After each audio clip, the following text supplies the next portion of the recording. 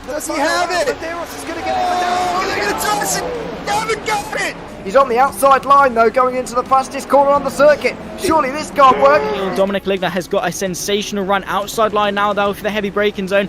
Around the outside goes the Audi R8. Look how much Miller's caught back into play. Exactly, Miller's still start trouble. He's not on second and change. All of a sudden Miller's back in play. Can Barry do it? Big Barry's going to do it. Big Barry!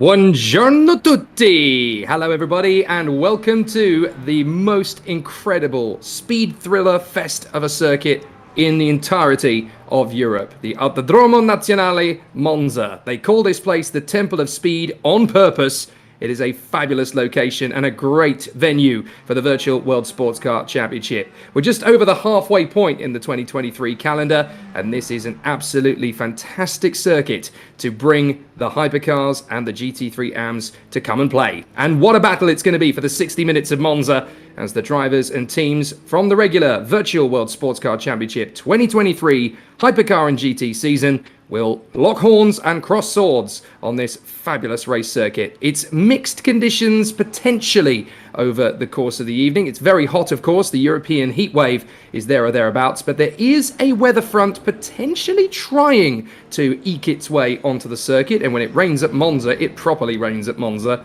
So we'll try and keep that one on the back burner if we possibly can. But the air temperature is sky high, 29 degrees Celsius at this moment in time. The track is up to a dizzying 46, which definitely means it's going to be pretty tricky in terms of tyre management. And that's one of the key factors, as always, in the Virtual World Sports Car Championship. If you're new to this category, well, you've picked a fine time to come in, actually, because this is going to be a very interesting battle hors d'oeuvre for the remainder of the season.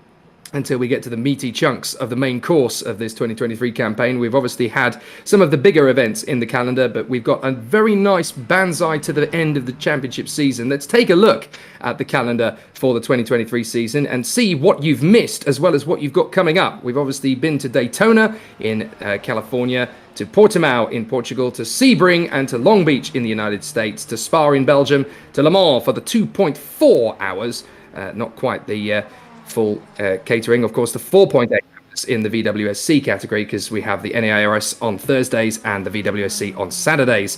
Then we had Watkins Glen. That was a full 60 laps of the course, and the Canadian Tire Motorsport Park, also known as Mosport, for 1 hour. And here we are at Monza for 60 minutes of the course. And then look at the circuits we've got coming up in the calendar. An absolute joy to behold. Road America at Elkhart Lake in the United States, Fuji Speedway in Japan, Indianapolis, the great place for the race, Road Atlanta, and Bahrain on the Sakhir circuit at Manamar. A fabulous run-in for the rest of the season, and certainly the right time to be getting involved in this championship. But we are here at the Autodromo Nazionale Monza with its fabulous corners, its incredibly tight twisting apexes, and its dangerously high speeds. Into the Rettifilio, the drivers will go on the brakes big time from that flowing fast straight onto the Curva Grande, where they go wheel to wheel and mix it all the way down to the Variante della Roggia. You and I will know it as the second chicane.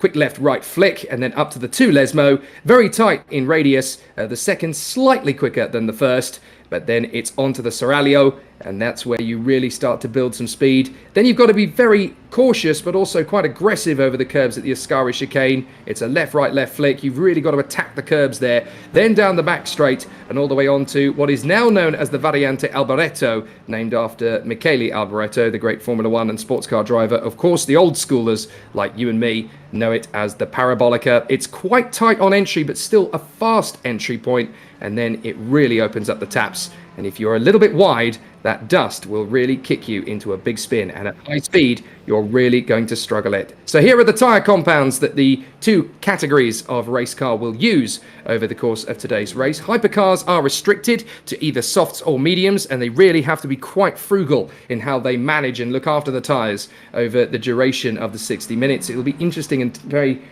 a very integral part of the strategy as to when to switch from soft to medium. You've got to try and maximize all of the tire life that you possibly can. GTs have a little bit more freedom. You've got soft, medium or hard, and that obviously gives them a little bit more to play with. Both classes, of course, have a wet tire that they can use. Wet, not intermediate. So again, if it does rain at any point in the race, making the decision when to switch to wets is actually quite critical, because there'll be parts of the circuit that will be drier than they are wet, and you've got to try and maximize lap time over the course of this circuit. That's just one of the intriguing factors of this particular circuit and this particular round of the championship. What are the main challenges within the Virtual World Sports Car Championship? Well, they are threefold for the layman.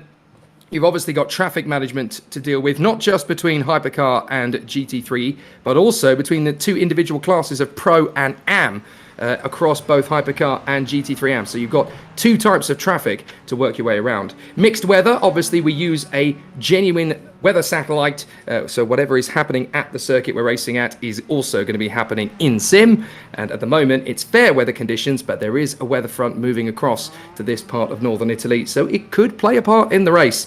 And of course, the varying fuel strategies. Now, we reckon, our spies have told us, that there's going to be probably amongst the Hypercars 2 pit stops and a bit, which is definitely going to make things very interesting over a 60-minute race, trying to call who is going to pit and when at any particular time is going to be fascinating. So we could have 2 regular length pit stops followed by a quick splash and dash in the final 10 minutes. Here are the standings up to this point of the championship. In the LMGT3 Am category, it's been 3 wins for the Ferrari of Eugene Mazur. There have been wins apiece as well for Stephen Miller's McLaren, Peter Mayer in the Mercedes, Filippo Marazzi's Ferrari, and the BMW M4 GT3 of Craig Pullen. But in terms of the championship fight, it's the 3 M's, Mazur, Miller and Mayer, that have been the closest. And then, of course, the Boyces, Mike and Matt in their Hurricanes, are trying to keep tabs on them, but slowly drifting a little bit away from the top spot.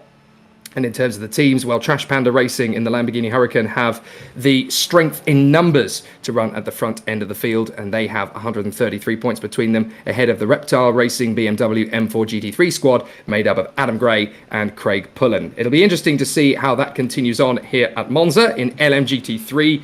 The main category, it's Vasilis Katerinakis who has the championship lead, but only by 6 points from the very consistent Brandon Gant in the GT3 Nismo. He hasn't won a race yet, but his point score has been immaculate, and he is only 6 points back from the 2-time winner Vasilis Katerinakis, who is part of the championship leading Stardust Autosports team in their Acuras. It's not just Katerinakis and Gant though. Jamie Zalewski is right there in 3rd position, just a point away from Gant. JT Tammy and Johnny Gutierrez, who have both won 2 races apiece in their Aston Martin Vantage and Mercedes cars respectfully, they are there in the top 6, as is Becky Ely, part of the Stardust Autosports team, and Sachin Sobers and Eliseo Neto in their Mercedes and Bentley Continental GT3s have also been race winners this year. It's one of the most competitive of the classes in the Virtual World Sports Car Championships, and with 3 drivers separated by 7 points at the top and several rounds still to go, this title could go anybody's way. Bring it on.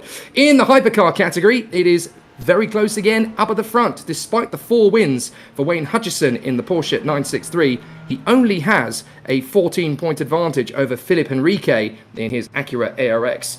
He has taken just the 1 win so far this season, as has Guillermo Benchke in the Cadillac and Barry DiMarzo in his Acura. And then there has been a one-off victory for the Ferrari 499P of Robert Strachan, but that is the only major appearance for a Ferrari up at the top spot so far. So with the Porsche, Acura and Cadillac sharing the wins over the course of the season, it's very close indeed between the Stewart-Haas Racing and HPD squads up at the sharp end. Look at that, 2 points between the teams. So it's close in the drivers, but even closer in the teams category in Hypercar AM, and that could rumble all the way to the end of the season. Meanwhile, in the Hypercar Pro category, well, if Dan Kirby hasn't had his breakfast this morning, they're going to close in on him, but they won't take the lead off him this time. He's had a very strong season up to this point. 4 wins and 190 points puts him and the CMS Pro team, incidentally, at the firm top of the table, courtesy of the man second in the championship with 2 wins, John Uyan, in his Peugeot 9X8. Tom Lane and Mia Rose have been steady and consistent. Mia Rose actually winning twice over the course of the season herself, and Wouter de Bruyn in the BMW Hybrid doing a fabulous job earlier in the season to grab his and the Rookie Monsters' sole victory of the season. But their consistency actually puts them second in the Teams Championship behind CMS Pro at this point,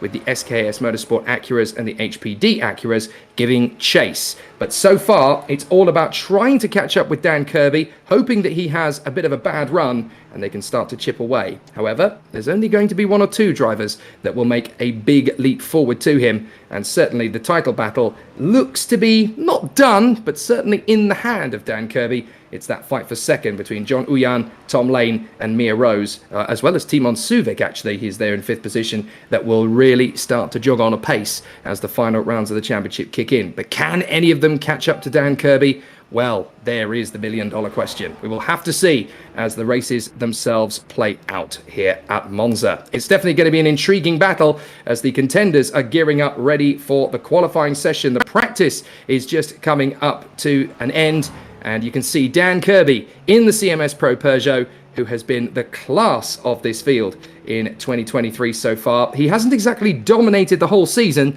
but with 4 wins, he's definitely the man to watch and certainly the man in top form. He can make it a 5th win here today at Monza, but there is a whole squadron of competitors that will try and take it off him. Welcome to the broadcast. I'm Jake Sanson. Beside me is Dan Pepples. We could have some insight from Ross Smith, and of course your broadcast director is James Parfit. We're going to bring you all of the coverage of every single minute of the 60 minutes of Monza in the Virtual World Sports Car Championship. Dan the man, how are things going? Yeah, good. Welcome, Jake. Yeah, I'm feeling great about this race today. It's a beautiful venue to be at, this Monza circuit. Actually, got a bit of Italian blood as well, so I'm right at home here at the Temple of Speed. Of course, have been here in real life as well once. I have to say, it's a great venue. Also, the history that this track has. So it's great to be here with the Virtual World Sports Car Championship. Daniel Kirby leading the way here in practice. Who is going to be the one to stop him? Timon Suvic has gotten close, but behind that, it's an 8/10 gap back to Bradley Sellers, which is humongous in this class. I mean, this is just a fabulous location. As you say, it just oozes history. They just passed their centenary year in 2022, 100 years of Monza. And it really is quite astonishing to consider that for the past century, drivers, young and old, in various different categories and disciplines of motor racing have been trying to hit the limits of what their machinery can cope with, both virtual and real. And it's definitely going to be very exciting to see what our drivers can do as Dan Kirby makes a very rare error in judgment at the Variante della Roggia in practice. Better in practice than in qualifying, but it just shows you just how heavy and how aggressive you've got to be in terms of the brakes there. But it is very easy to lock them up, and we've been seeing quite a few lockups through the run-up to this race, Dan, in terms of practice, as these first 2 chicanes at Rettifilio and della Roggia, very hard to nail. Now, these hypercars are not quite prototypes. They're a little bit heavier, thus more difficult to stop. Plus, they don't have the aids of ABS that the GTs have. So, actually, we had a bit of trouble with it last time out, of course, at Canadian Tire Motorsport Park. A very short track, so they lap the GTs about every 4 or 5 laps. And the problem was with the hypercars that, of course, the braking performance of a GT is actually better than that from a hypercar. So trying to overtake into the braking zone was a bit difficult for these hypercars. It's actually one of the only and the first time for me, for sure, as Brian Hall has a bit of a moment going into the Della Roggia, to see the higher class cars actually having a deficit in the braking zone. This is definitely going to be an intriguing qualifying session because you tend to find at Monza, especially in previous runnings and outings in the Virtual World Sports Car Championship, when there have been previous runnings in previous categories, this is a place that does not reward mistakes. It's very, very tight around some of these curbs, and it can spit you off before you even realise the car has gone lost. So it's a tricky one to get right in qualifying. You really have to nail every braking point. You have to get the up change and down change just right. If you miss a shift by a fraction of a second, that can cost you a critical couple of kilometers an hour at the right point to really gain you a little bit of speed. And we're talking hundredths and thousandths of a second that you're trying to find around this course. So it's about perfection. And as you can see from the sparks that are coming off Alexander Schultz's car, you know, ride height is also quite critical here because there is a little bit of an elevation and undulation change here, but not much. It's mainly due to the bumpy nature and the aggressive abrasion of the surface here at Monza. That can really add its own dynamics here, Dan, and you'll see a lot of drivers slipping and sliding in the early phase. As the race goes on, there'll be a lot of mistakes creeping in, like that one. Just like that.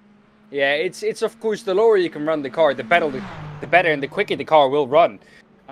But it's trying to get that just right where the car doesn't bottom out too much, because of course that's scrubbing across the asphalt, and that's going to slow you down as a result. So trying to get that just right, as Alexander Schultz has a bit of an off into Ascari. We have come to the end of the practice session, going into qualify now, so the GT3s will be going out first. But it's getting that balance of running the car as low as possible, but not too low. Getting that right is so difficult, but also so crucial at this track. So as we gear up ready for time qualifying, the question and the debate starts to rear its head. Has Dan Kirby got a pole position in his pocket, or is going to have a little bit more pressure than that coming into Monza? It's always easy to kind of look at the championship leader and the current form they're in and make a judgment based on the upturn and swimming fortunes. You know, are they going to have the best pace? Well, I'm going to have to wait and see, but we're not going to find out the answer to that one just yet, because in qualifying in the Virtual World Sports Car Championship, it's a 20-minute session, but the first 10 minutes are exclusively for the GT cars. So they make their way out of the pit lane. Now, interestingly, that's one car that's come out of the pit and then crossed the white line on exit. So obviously it's a little bit less strict generally in sim racing competitions than that. But if this was the world of racing, that would certainly be a slap on the wrist, nay, a fine for that particular driver on that one. So already drivers are taking their own unique approach to the qualifying session. But they've only got 10 minutes, and they've got to make sure that these cars are absolutely up to temperature in terms of brake temperature, in terms of tyre temperature. So this outlap and then the first installation lap, if you will, critical to making sure you get the most out of your machinery. Talking about machinery, for Dan Kirby, there's one car that I would say would be very quick here, and that would be the Peugeot. Of course, got no rear wing, so technically you would say a car without a rear wing, it's very slippery in a straight line. We're going to see if that is indeed the case. John Ewan also in the Peugeot. Don't know if he's here though this evening. I haven't seen him yet. Of course, second in the championship. He is here, I'm being told. So yeah, maybe him or for John Ewan, it's going to be a chance to take away a pole position from Dan Kirby, because he has got quite a few already. Into the GT qualifying then, leader in the GT3 championship, Vasilis Katranakis in the LMGT3 Pro Championship, and in the LMGT3 AMS is Eugene Mazur. So interesting to see where those two are going to end up. Eugene, a bit of a bigger lead than Vasilis has in the championship. Vasilis is only 6 points back to Brandon Jans and Jamie Zilecki. So I think the Pro Championship is going to be one to watch, because it's always close there. So obviously they're dialing themselves in now for a fast run. As you look at Eugene Mazur, one of the championship contenders, who is trying to put himself into the best position and has already tucked himself into the slipstream of the McLaren up in front of him. Very nice tactics there from Eugene Mazur. But that's the problem you do have. The McLaren put him off there under brakes. And that's a lap that's very much been spent already from Eugene Mazur. Tactics do play into a part to a certain extent here in qualifying. And Eugene Mazur was hoping to use the McLaren slipstream to good effect. But they bailed out of the brakes there. So this is not going to be Eugene Mazur's quickest lap. so easy to do. You kind of want to line yourself up behind someone who you know is about as quick as you, and that is a bit of that's very optimistic, as we see one of the cars also on the left-hand side of the circuit. A bit of an optimistic dive. It was Sashin Sobers who was off the track there on the left-hand side. Eugene Mazur wanted to get past, got past, but not on the conventional way. Goodness me, almost lost it on the exits of the second Lesmo. And it's so easy to do there, especially if you dip a tire into the gravel there, Jake, I have to say. You see multiple incidents where a car just misjudges the exit a bit and just ends up on the right-hand side of the circuit, and sometimes even bounces back into the middle. Yeah, that was definitely the need for speed line there for Eugene Mazur, wasn't it? I'm afraid that's not really going to help him out here. And, oh, we've had somebody actually losing it out of the Variante Ascari and into the wall further back. So that's on the first flying lap as well. So that's really gone badly wrong for, that looked to me, I couldn't quite make out. Was that a Nissan that went off there at the background? I think that was, and that is big, of course. He's there, of course, together with Vasilis Katrinakis and Brandon Johnson in the LMC3 Pro Championship. So that is a warm-up lap and a quick lap lost for him, if it wasn't the part. And the thing with that is he's now got to do another warm-up lap. That's going to take so much time out of his qualifying session, and you've only got 10 minutes.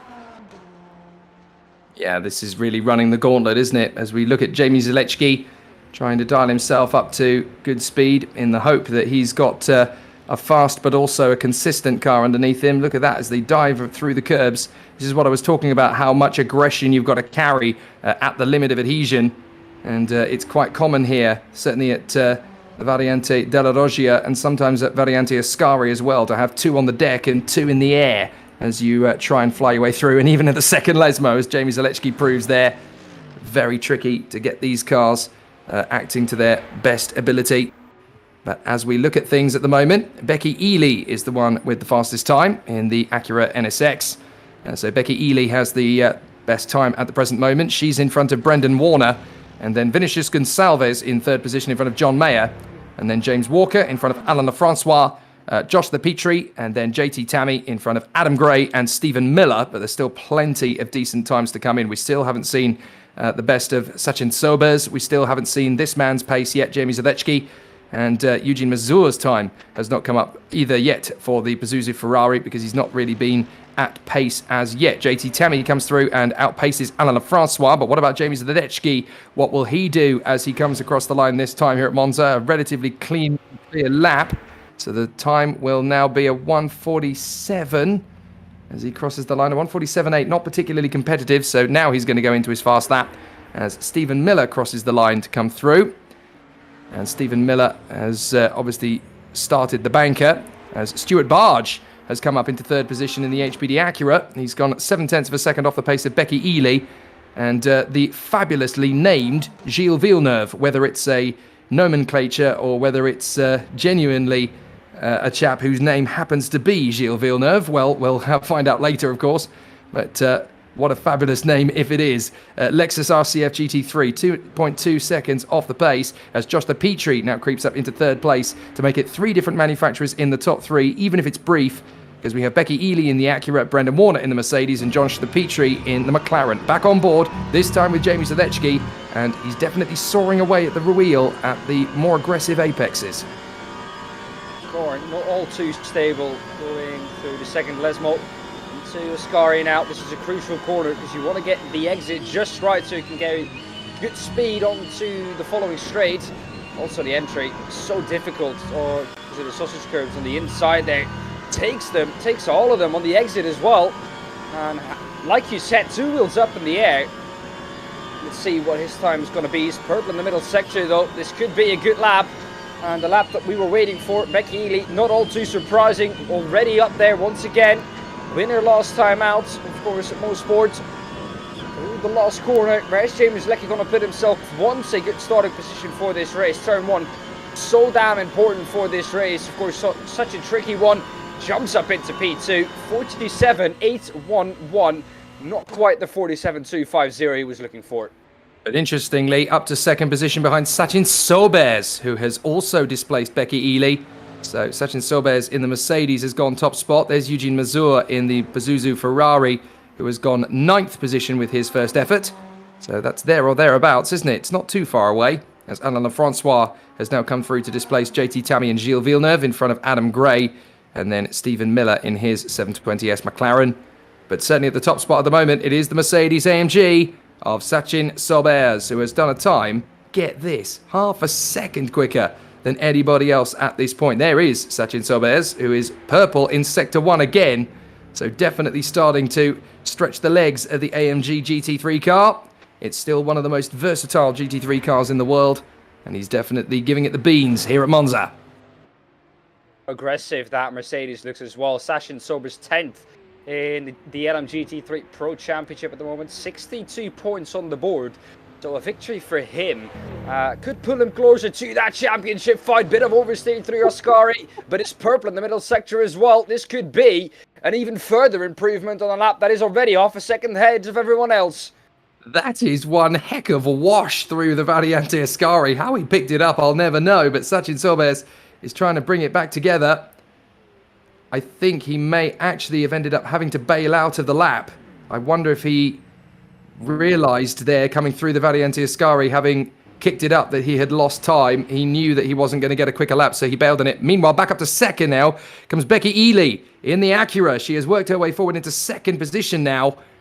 So back she comes, just a quarter of a second back from Sachin Sobers. And because Sachin missed his lap, there's an opportunity for everybody else to try and duck in and go for that particular time before Sachin Sobers can warm up the tyres and brakes again to have another go at it. So Sachin Sobers was definitely on a quicker lap, wasn't he? I don't think there is a go for Sachin anymore.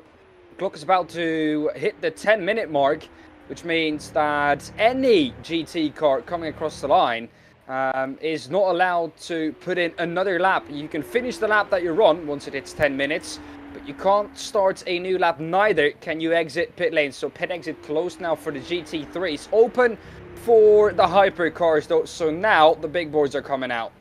Well, Sachin Sobers' time has disappeared from my timing screen, so I wonder if he's actually had to exit the server. That could be quite dramatic before the race even begins. If that's the case, then Becky Ely has suddenly inherited a pole position here from Jamie Sadecki and Brendan Warner. But she's going strong. Purple in Sector 1 and Sector 2, so this is going to be a much quicker time, hopefully, for the Acura. So much smoother through the Variante Ascari as they come down the back straight now. And she's got a little bit of a tow from the Acura in front of her, which is going to help a little bit. It's not going to be massive, but certainly psychologically, it's going to help her down into the braking zone as she turns in. She was a little bit tight on the entry, I noticed there. Could have been a little bit wider in terms of radius. However, she is coming through to finish the job out of the final turn and across the line, and this is going to be a much quicker lap. It's so close. It's actually only 0.06 of a second slower than it was. Well, she would have needed, if she wanted to be in front of Sachin Sobers, on merit, a 47.250. Didn't get that, but didn't need it in the end for unknown reasons, really. He's dropped from the timing screens, and if I look, he's not even on the timing screens anymore. So I think he might have had some hardware issues. We don't know. It's unknown the reason, but he is not in the session anymore, which is big, of course, for him. That could have been a turning point. This late on into the season, a win for him at this race would have put him right up there, maybe, would have put him up into the top 6. I think, after this race, of course, a 60-minute race, so it would have been a long shot anyways for him. But he was there in qualifying. Meanwhile, with Daniel Kirby on board going into turn 1, you can see how tricky these cars are under braking. Bring the thunder, bring the noise. It's time for the Hypercars to get out onto the circuit and really get some speed put down. You're going to see a massive difference in lap times now as the Peugeots, the Acuras and the BMWs are coming out to play with a handful of Cadillacs, a Toyota, one of the Ferraris out there as well, a couple of the Ferraris. So there's definitely going to be some exciting battles to come as Dan Kirby shows us what the Peugeot 9X8 was built for. I'd love to get some on board with the pure noise of this fabulous race car. Here we go. Let's ride all the way to the Variante Ascari and down to the Curva Alboreto on board. Let's have a listen.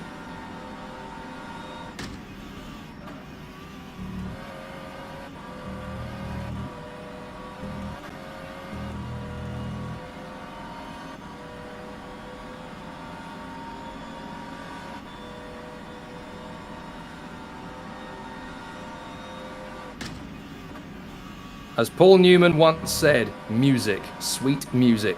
He was talking about a racing car at the time. He was accurate. This is absolutely spot on the money. Dan Kirby's going to come through and post a benchmark, and it's a 1:33.487. Beat that, guys. Fabulous opening gambit there for Dan Kirby. It's a full 14 seconds quicker than the GTs, and Gilles Lalonde's first banker is 2.6 seconds off that. Here comes Ross Smith, putting himself out there in the Curva Alboreto. Off the final turn, Bradley Sellers in second now from Brian Hall, John Uyan and George Angelidis. It's a nice little banker for several of the drivers as they come through. Ross Smith goes fourth and then promptly comes back into pits instantly. John Uyan needs to find another 2 seconds if he's even going to be competitive with his teammate Dan Kirby. But certainly a very exciting start to proceedings here at Monza, and Dan Kirby has laid down the gauntlet, but Timon Suvic in the Kowalski Acura has gone just 89 thousandths of a second off that banker, which proves one thing: that lap is definitely beatable. Oh, there's a spinner in the background. Now, who is that that's gone around there behind John Uyan? So Philip Enrique has gone around, we do believe, on his flying lap. So let's have a look at it again, because this is how easy it is to lose it going into the Variante della Roggia. We're going to look at it on board, and we'll see how it all plays out. So we're just going to give the replay machine a chance to catch up with itself there. But certainly for Philippe Enrique having his moment, is this going to be one of those straight out of the pits moments? I think it might be for Philippe Enrique. But it's when you're in the process of warming up the tyres and heating everything up. So Philippe Enrique, who is one of the Acura ARX drivers, and he obviously... Oh, apparently we don't have the replay of that particular incident. This is him coming back out onto the circuit, so a slight glitch there. We apologise, but Philippe Enrique will now be able to get himself back up to speed, at least. His banker was about 3.6 seconds off the pace. That is how you negotiate that corner, Felipe. Well done. So Philippe Enrique has managed to get it done properly. Now, Guillermo Benchke has set a personal banker, 4.4 seconds off the pace, and Jason Whitehead has brought the Storm Rider Ferrari out onto the circuit again as well. So we could be seeing some times tumbling now as Timon Suvic goes top in the Kowalski Acura. So there we go. Now we've got a fight on our hands for pole position, Dan. It is time to see if Dan Kirby can retain it. It's going to be difficult. The gap at the moment, like you said, 84 thousandths of a second gap to Timon Suvic has just gone faster, I think, into pole. Dan Kirby is now going to be 84 thousandths behind that. We're going to go to a little bit, here we go, back to live pictures. Here's Timon Suvic. And once again, going quicker in Sector 1. Sector 1, though, such a short sector that, well, Sector 1 is a corner, a chicane, and 2 straights, basically. So Sector 1, not the longest sectors, but definitely one where you can make up some difference in the chicane. Mostly through the 2 Lesmos goes Timon Suvic now. 1:33.403 was his previous lap time. That got him up there, and he's looking to improve even further and, well, stabilize that lead for himself. 84 thousandths of a second once again is the gap he has to Daniel Kirby. The gap to Alexander Schultz behind that, about 6.5 tenths from Daniel Kirby. So they've got a bit of room to play with. I think in the green room before this, no one, I think, expected Timon Suvic to be up there challenging Daniel Kirby. We don't know what that Acura is going to do over race pace-wise, but we have seen that the Acura has been better on tyres than, well, the Peugeot from Daniel Kirby has been. So technically, as he aborts that lap, goes back into pit lane, for unknown reasons, really. Don't know why he didn't go again. Daniel Kirby is on an improvement, though, so that pole position might not stand for long. But looking at the race, though, Jake, I would say that the Acura might have the edge in terms of tyres. Well, we're running short on opportunities and running short on lap times. Dan Kirby Purple in Sector 1 and Sector 2. A lot of curb taken at the Variante Ascari. That's borderline what you can get away with. Really pushing it now, Dan Kirby. He wants to get this pole position back again. And it's going to be quite tricky to see if he can hold on to this, but he's got a decent car underneath him to be able to go all the way through. And the time has come up across the line. So Dan Kirby has gone top in front of Alexander Schultz now in the Acura. 9/10 of a second, his deficit. So there we are. Dan Kirby, I actually think wasn't sure if that picture was quite live at that point, but certainly we have a new pole sitter. It's Dan Kirby, and there is the man in second. That is Alexander Schultz in second position, 9/10 of a second back from the CMS Pro Peugeot. And then Magnus Dahlgren in the ME Ferrari is in third position. Once again, 3 different manufacturers in the top 3 positions for the time being, but we are running out of time for that to change. It's a massive lap, though, by Daniel Kirby. That 1:33.238 is almost a full second quicker than Alexander Schultz behind him. I think we were talking a bit, well, seconds before that he was going to be challenged. I don't know indeed where has... Oh, we've lost someone again, I think. Haven't we? Because Schultz is now second. And Schultz wasn't second before. I think it was third. Magnus Dahlgren is now third. Ross Smith fourth. John Ewan, teammate from Daniel Kirby, is in P5. Tom Lane 6. Brian Holt 7. Bradley Sellers in 8.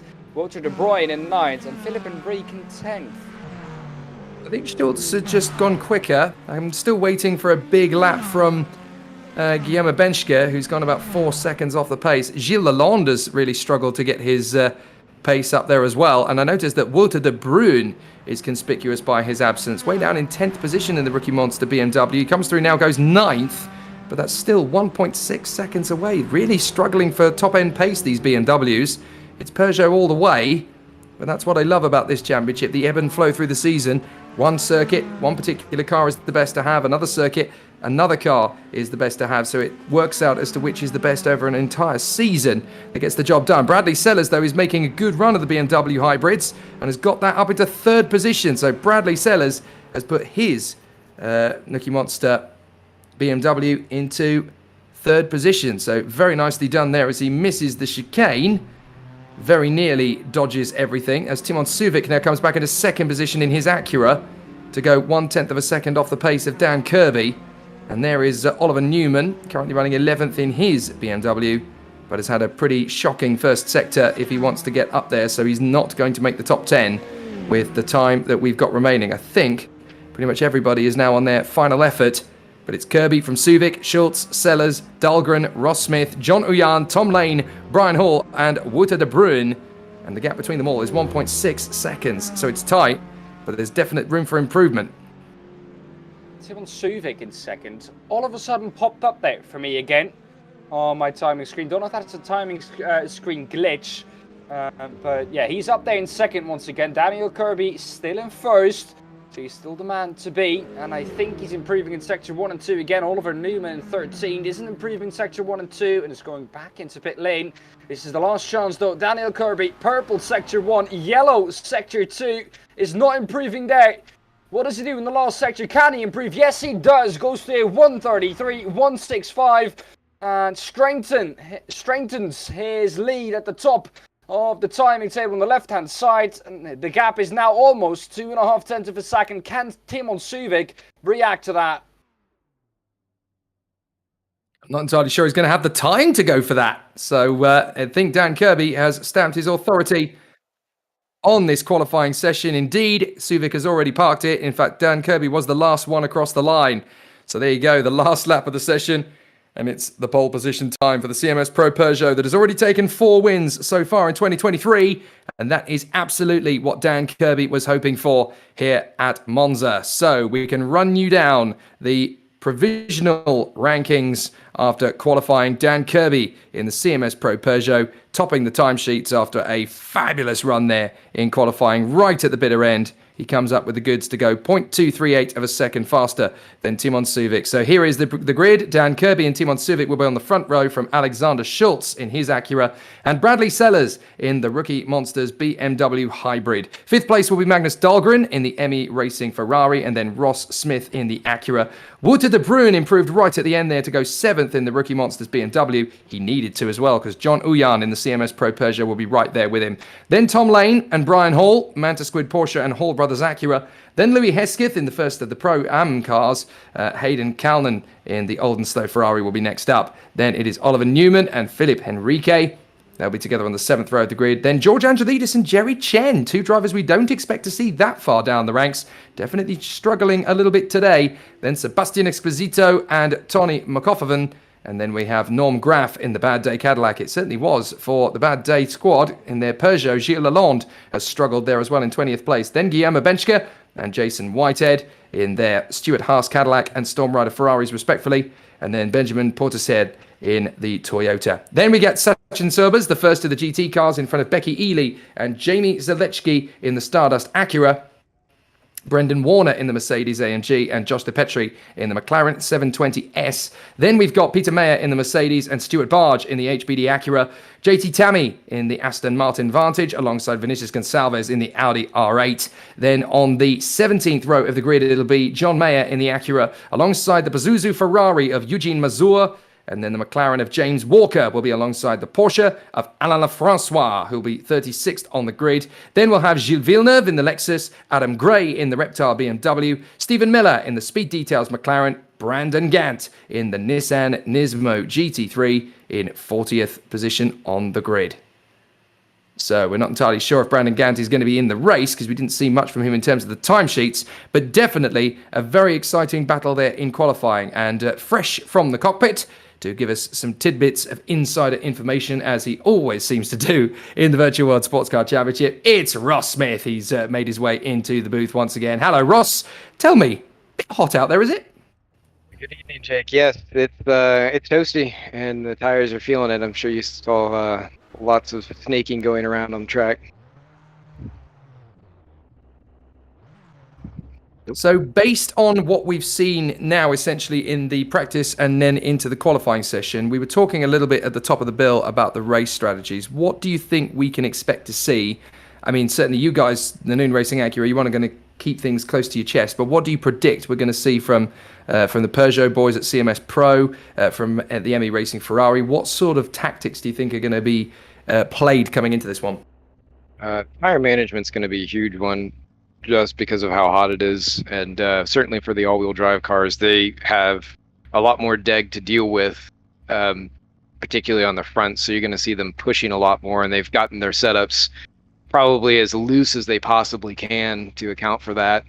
But yeah, it definitely makes for some interesting racing. If it does start to sprinkle a little bit later on, which may or may not, who knows, probably won't, but if it does, it certainly spice things up a little and make for some great racing.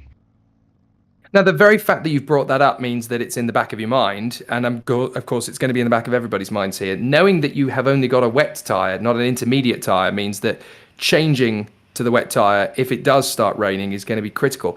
At what point, essentially, does it become critical to change to wet tyres? Because it's obviously going to be a mixed condition circuit when you have to make that decision. I mean, is it to do with traction coming out of corners, or is it to do with lap times that you have to make that decision? When do you make that call?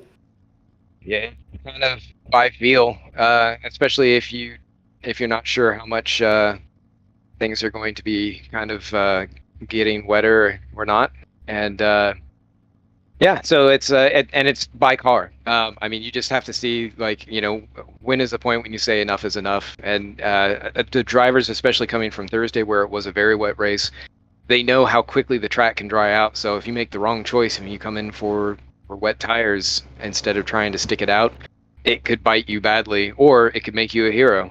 I mean, it's a luck of the draw once the rain starts to fall. Well, we've got the Restream chat open, and Kerbizzle, who we can only assume is the pole position sitter himself, has said, gosh, that was a difficult quali. Those Acuras are so strong here. Reaction to that? Obviously, Ross, that's going to be something that you guys will probably need to look out for. We are, but we're not walking away from anyone by any means. I mean, the way that the Storm Gang crew has set everything up here, the cars are strong and weak in different places, and it's just knowing how to press your advantage.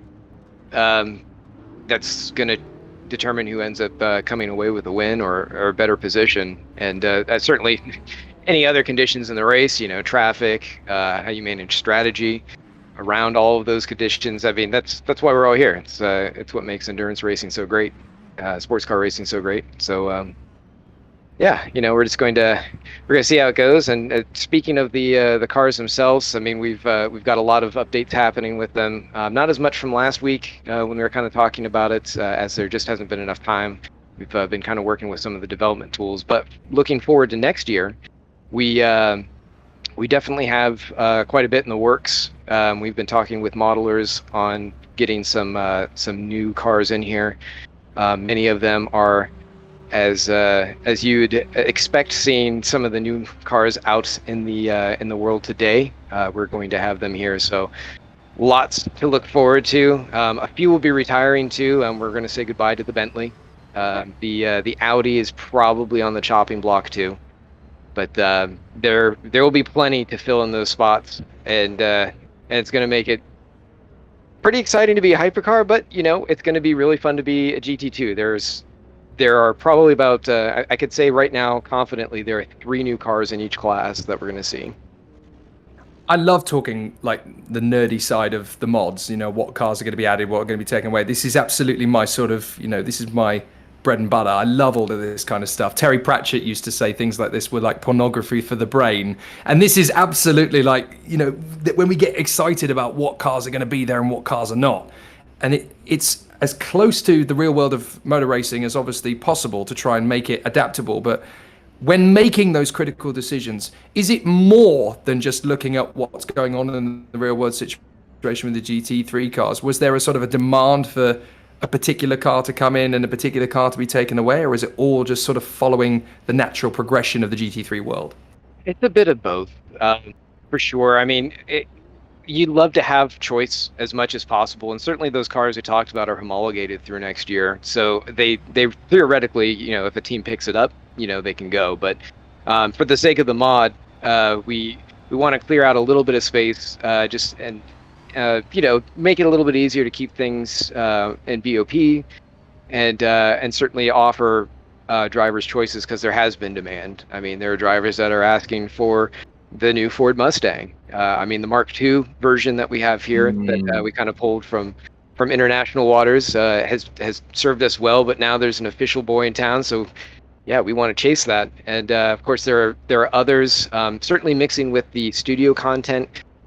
Their tires versus our tires gets interesting, and some drivers, depending on what side of the grid they're on by the end of the race, might have more gripes than others.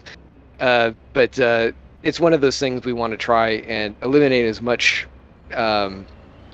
disparity between them as possible. So there are a couple cars that are going to get updated that are currently in the studio pack, and we're going to bring into our pack and just take control ourselves, so that way we can make everything as enjoyable as possible and consistent. So that's really exciting. I have to say, it's always sad when you lose a brand, and being a British motor racing enthusiast, to hear that the Bentley's going to disappear is rather sad. We are live on air. This is being recorded. I'm going to put my neck out on the line here. The last round of the championship is at Bahrain in November. If I'm suitably near a rig and I can get some testing time done in, I'm going to give the Bentley a proper British send-off. I will enter the last race. How does that for a bit of a bombshell to say goodbye to the Bentley? I'll do my best. Wow, it'd be incredible if you could. Yeah, for sure. Was that a big enough bombshell for everybody before the race got underway? Certainly surprising. We've had some good drivers in the Bentley. Some of them have certainly given it a good run. And this one isn't going to be. That's what you were going to say next. I don't want to. No, I'm sure you do. You do. If I don't make qualifying, if I don't make a good pace, I'll get out of everybody's way. But it would be nice to send it off in style. We'll see what we can do. But no, let's get back to a serious conversation. I'll pin it. I'll put a pin in it for next time. Coming into this race, you're obviously going to be in the Acura battling away. The Peugeot we know it's going to be a very comparable rival to you guys. And obviously, this particular circuit is kind of where the lack of rear wing and that massive generation of downforce really comes into its own. Is this kind of a race where you feel that you can sort of get under the kinks of the Peugeot a little bit and expose some of its weaknesses, or are you literally just waiting to see how the opening couple of stints unfold and then you know where you are? Yeah, we definitely feel a little bit stronger than the competition versus some of the past races we've been in, but it's still point and shoot corners. So I mean, that serves the Peugeot pretty well in terms of if they can get the back end around and point it forward. Yeah, they're really tough to catch. So I mean, it's still going to be a tough battle. Obviously, Daniel's way up the order. I mean, he's got a big long line of Acuras behind him. You got a couple BMWs up there. Obviously, those guys from over I can't remember what team they're on, but Sellers and Dahlgren, obviously they're doing a good job. They know how to tune a car, so BMW's doing them well. Which that one will also be getting an update too right now. Brian, who's done a lot of the interiors like the Acura and whatnot, and he's worked on some other cars. He is doing the interior for the BMW right now, so that one should be beautiful once he's got that one released. And then, of course, once we're done with the Hypercars, then we're going to jump right over to the GTs and get those all tuned up. We're going to replace the Glickenhaus and the Toyota with the updated versions of those, so that way they look spiffy and everything. And you know, the Glickenhaus, there's question marks around whether it'll be around next year. I'd like to keep it in the pack, especially if I'm going to put all that time and effort into making the model nice. You know, I'd like to see it come back. And you know, you don't have too many American brands. It's like Cadillac. At the top end, which obviously it's a big one, and you know, opinions around Glickenhaus being what they are, it's nice to see as many brands as you said that can be represented, and you know, he's got an affinity for Ferrari's past. Ferrari obviously showed up with the future, and that's good. Which, speaking of the past, sorry to keep going on, but we also are working on the historic mod as well, which. Yes. It's going to be very delightful. We're going a little further back in time than the 98s that we're running now. I won't say exactly when, but there have been certain movies made around this time period. So, oh my goodness! We believe that the car choice is going to be incredible. Right now we have 9 cars between basically 2 classes.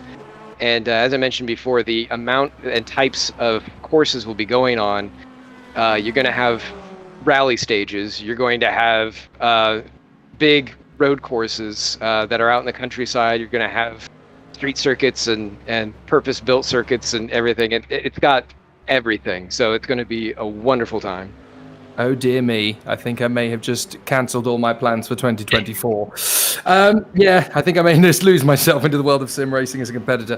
That's sounding incredibly exciting. And that's what I've loved over the last couple of seasons anyway. You know, last year we did Group C. This year we're doing my favourite era of my childhood for Le Mans, 1998, which was just such a fabulous period for sports car racing in general. And now to hear that you're going even further back to give us a dose of proper motor racing excitement. This is the kind of thing I live for as well. I'm a motor racing historian, and you know, my favorite motor racing stories go all the way back to the 1920s, never mind, you know, the 1970s. So the fact that we're going to get the opportunity as a community to play with those sort of toys, very, very exciting. Just how much work goes into putting that kind of concept together, putting those sort of ideas into the head of everybody, and then collaborating. This must take months, never mind weeks. We've started working on this in earnest now since last month, and even before that we were spending quite a bit of time just coordinating, trying to find where assets exist and talk with modders and groups out there that have already developed them in some form or another, particularly like on the Assetto Corsa side, and just finding those in the community to help, you know, share the burden, share the credit, and do what we can to make sure that these cars exist in a format in a way that we can do them justice, and we can really bring it back. Like when we did the 71s, I mean, I can't get the vision out of my head, like when you're running through the night at Le Mans and it's completely pitch dark around you, but off in the distance you can see that front stretch with the lights beamed up and the stands and everything, and that's the only thing you're racing towards, and I honestly like had feelings like, man, is a sheep or a random cow just gonna just be in the middle of the road at some point? I mean, it felt so good and so real, like, and you're just thinking, man, these guys did this for real, just 300 kilometers an hour, just flying around, and like nothing between them and certain death. And so it's so cool to just kind of put yourself in those shoes again and read the history, like learn about these cars, the drivers, the stories that go with them, just like you're saying. I mean, this is stuff to get excited about, and then jump in and then replay it, like, just hit rewind on history and go back. I just adore all this. This is absolutely my, the kind of quality that I look for in a sim is, when there is devotion and dedication to it. And I've always felt there is no other sport with the sort of love for nostalgia and the depth and the extraordinary collaboration and exploration of nostalgia, quite like the world of motorsport with all its various different degrees of cars. It's the only form of sport, and I've said it 1,000 times, and I'll say it again, even on a virtual stream, because it's true here as much as it is in the real world. No other form of sport gives you the same amount of diversity, the variability from one year to the next in terms of regulations and rules, and certainly here in the world of esports, more sort of exciting and diverse toys and machines to play with, and different concepts, different rule changes. It's the toughest, roughest, meanest, leanest form of sport on the planet, and even in the esports world, it is so exciting. And that's why I'm here, that's why you're here, that's why we're all here. So it's going to be very exciting to see what 2024 has to bring. When can we see the first sort of concept images? When can we first see the first sort of appearances on a virtual track of what we're going to get to see in 2024? What's the timeline like? So we're targeting calendar end of year, probably December is when we're going to be doing public test races. So that way people can get their hands on it, give some feedback, refine the cars a little bit, and everything that's going on with the series. And then January, it all kicks off. Very exciting. So people are only going to get about 3 to 4 weeks of playing and teething troubles before they actually go racing for the first time. Very exciting. Ross, thank you very much. We've kept you for quite a long time. You've got a couple of minutes more of the warm-up session to get ready to get behind the wheel, and we wish you all the best and Godspeed for Monza. Have a good one. Thank you, and good luck to you guys. Thank you to JPP and Jake Sanson. You guys are doing a wonderful job. Really appreciate it. I mean, you really make this bring the pedigree to life when it comes to like the sights and sounds that are going on here. So we appreciate everything you're doing. Thank you so much. Very kind of you. Thank you. Well, when the sport is this accurate and when it's this up close, it's very hard not to get excited about it. And as we finish off the practice session, we will let Ross get himself ready to go in the cockpit. It's going to be a fabulous race. Dan, the excitement factor that's just beating through my veins now at the prospect that we're going even further back in time from 1998 for next year's mods. I'm already starting to make guesses as to what it's going to be. Are we going to be in Le Mans 66 era? Are we going to be in the Steve McQueen era? What are we going to have? It's going to be amazing. I can't wait, just like you. There's a certain point, 10,000 RPM. A very famous sentence, I think. Mm-hmm. Very excited indeed. Well, the only way to find out how it's going to play out in 2024 is right here. Stick with us, hit the subscribe button, hit the notification bell as well, and every time there's a live stream, you'll be able to go racing. You can head to the website as well, cmsracing.com, and join the community. Get yourself on the grid if you're not already, and you'll be very, very welcome in. That's one of the things I've absolutely adored about this community. I've been to the top of the pinnacle and the glitz and glamour of esports racing, and I've been right into the beginners lobbies.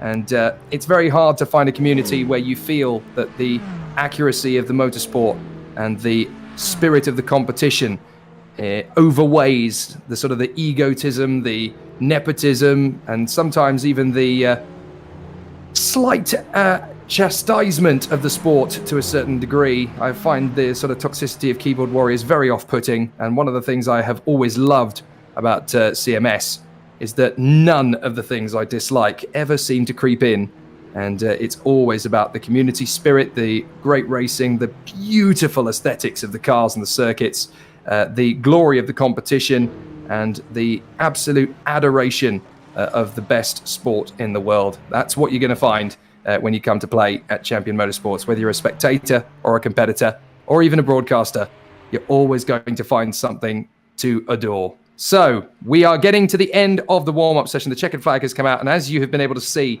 while we were chatting there with Ross and while we were chatting with Dan, drivers pushing the limits, still trying to find that little bit of extra pace, that little bit of extra speed to take into the race. Just that little bit of added confidence of what you can and can't do in some of these faster apexes, Dan. Some drivers will only really nail that in the last 5 minutes of practice sometimes before they know exactly, with full confidence on hot tyres, what this car is going to give them back. Now, something that we do have to mention, Jake, is the fact that we've got a orange zone, as always. A zone where you can overtake, but if you do have an incident, you will get punished 2, 3, maybe 4 times as hard as you normally would. So that zone runs from start-finish through the first chicane, the Rettifilio, then through Curva Grande, and then through the Della Roggia. Then the last 2 corners are both Lesmos. So Lesmos 1 and 2. And then on the exit of turn 5, Lesmo 2 into Seraglio is where that orange zone ends and where you can overtake and hopefully still not have contact. But if you do, the penalty will be just as per normal instead of twice, maybe 3 times as hard as usual. So that's where the orange zone is for this race. From start-finish all the way to the exit of Lesmo number 2. Very crucial for the start. It is indeed, but also it's great to see that this kind of thing, again, becomes part of the sport. You know, I actually really favour the orange zone in esports racing, particularly when you go through all of these various communities where, you know, certain drivers will make a bit of a rough go of it in the start, and then obviously the race has essentially been already lost for another couple of competitors. What the orange zone does essentially is it neutralizes that ethos.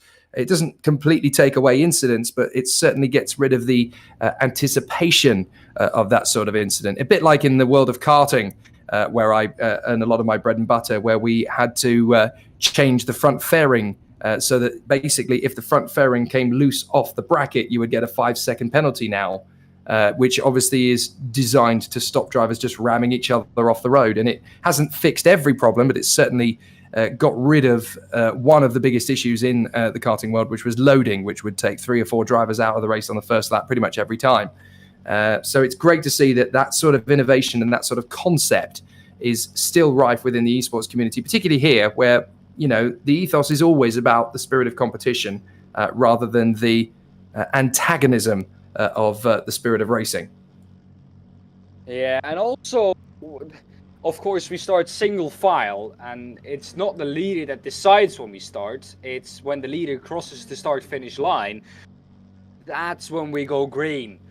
So, yeah, there are multiple ways that VWSC has kind of made sure that there is no T1 Monza incidents all the time.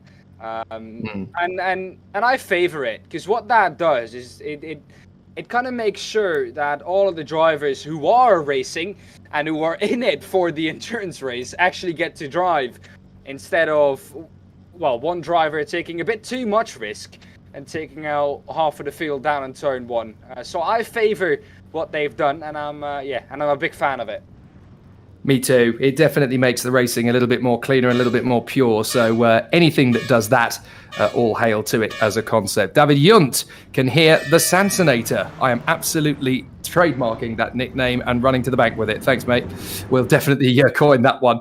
So the drivers set off on the formation lap, and we gear ourselves up ready for the start of a fabulous encounter here at Monza, and it's definitely going to be an exciting one right from the outset. Dan Kirby on the front row of the starting grid from pole position, hoping to confirm that and convert it into a fifth race victory. Here's the grid in full. Dan Kirby alongside Timon Suvik on the front row of the grid, Alexander Schultz and Bradley Sellers on the second row. Then it's Magnus Dahlgren in fifth position on the grid on the third row alongside Ross Smith in the Noon Racing Acura. And then it is Walter de Bruyn in the Rookie Monster BMW Hybrid alongside John Uyan in the second of the CMS Pro Peugeots. Then it's Tom Lane in the Manta Squid Porsche. Brian Hall in the Hall Brothers Acura is 10th. Then Louis Hesketh in his BMW Hybrid. Hayden Kalnan in the Ferrari comes 12th. Oliver Newman in the BMW Hybrid is in 13th position. Alongside him, Philip Henrique in his Acura. Then George Angelidis down in 15th on the grid alongside another disappointment, Jerry Chen in the Dogs and a Kiwi Porsche. He would rather have hoped for more than that. Then Sebastian Exposito is in 17th alongside Tony McCofferman. And then we have Norman Graff in 19th place in the Cadillac alongside the Peugeot of Gilles Lalonde. 21st for Guillaume Benchka in his Cadillac. And then 22nd for the Storm Rider Ferrari of Jason Whitehead.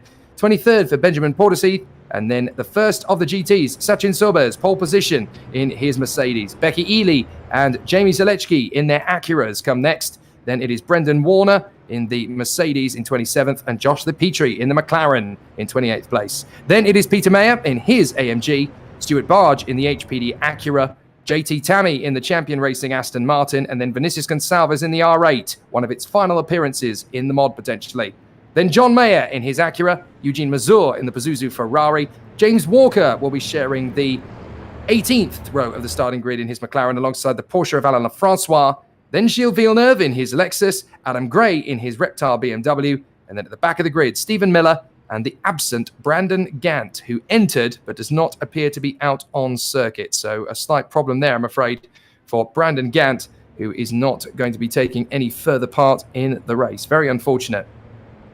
So we're getting ourselves ready for the start, and I notice that there is no Dan Kirby. The CMS Pro Peugeot has disappeared from pole position just before the race is about to get underway. Now, is this maybe some hardware issue, a lost connection? This is going to be big for the championship as well, because I can't see him in this session anywhere. Now, I do know that Timon Suvik had a bit of trouble earlier on as well, did manage to rejoin, but in the race, you're going to lose some crucial lap times with that. Oh my goodness. Well, this race has suddenly had a curveball thrown at it, and Timon Suvik now becomes the pole sitter who will start the race from the front of the grid. This is absolute heartbreak for Dan Kirby. Pole position, yes, but it's all disappeared, and we are coming to the line to go green at Monza. We are underway for the 60 minutes in the Virtual World Sports Car Championship. Timon Suvik leading away from Alexander Schultz. Brad Sellers, a decent start in the BMW. Looks like the Ferrari is already going to try and make its attentions count. Hayden Kalnan going wheel to wheel with Louis Hesketh as the AM competitors just dipping their toe down to the braking zone. A couple of drivers going wheel to wheel, trying to stay out of harm's way. Looks good for the moment, but certainly out in front of Timon Suvik, Schultz and Sellers. It is catastrophic bad luck for Dan Kirby, but it certainly opens things out for the championship fight. Here come the GTs, and there is your man up at the front end, Sachin Sobers, hoping to get a decent move away with Becky Ely already starting to put pressure on him down to the first chicane. So is Becky Ely going to go for broke down into the first chicane? Well, she's certainly having a think about it, isn't she? She's not quite getting on the inside of Sachin Sobers, but certainly reminding Sachin that he cannot be lackluster on this first lap, as Becky Ely is hungry to get into the lead. Becky Ely, of course, needs those points in the championship as well. Wants to catch up to the top 5 and wants to strengthen her position in the championship as well. Sachin Sobers doing well to keep her behind, and that Mercedes has got a bit of a break already. It seems like that Mercedes is quick. In the background we saw one of the Acuras going off track as well. Seems to be Zalecki, but a good start, I would say, for everyone so far in that orange zone doing its job. So a clean start. Timon Suvik is your leader in the Kowalski Acura, and look at the gap he's already started to pull out. Dan Kirby must be absolutely sick to his stomach watching this on the sidelines. Here comes Brad Sellers in the BMW Hybrid. He may even have a look into the Rettifilio. He had a little bit of a think about it and then decided better against it. But if he can get a decent run out of the Rettifilio, he may get a chance up to the Della Roggia. Let's ride on board. Up through the gears.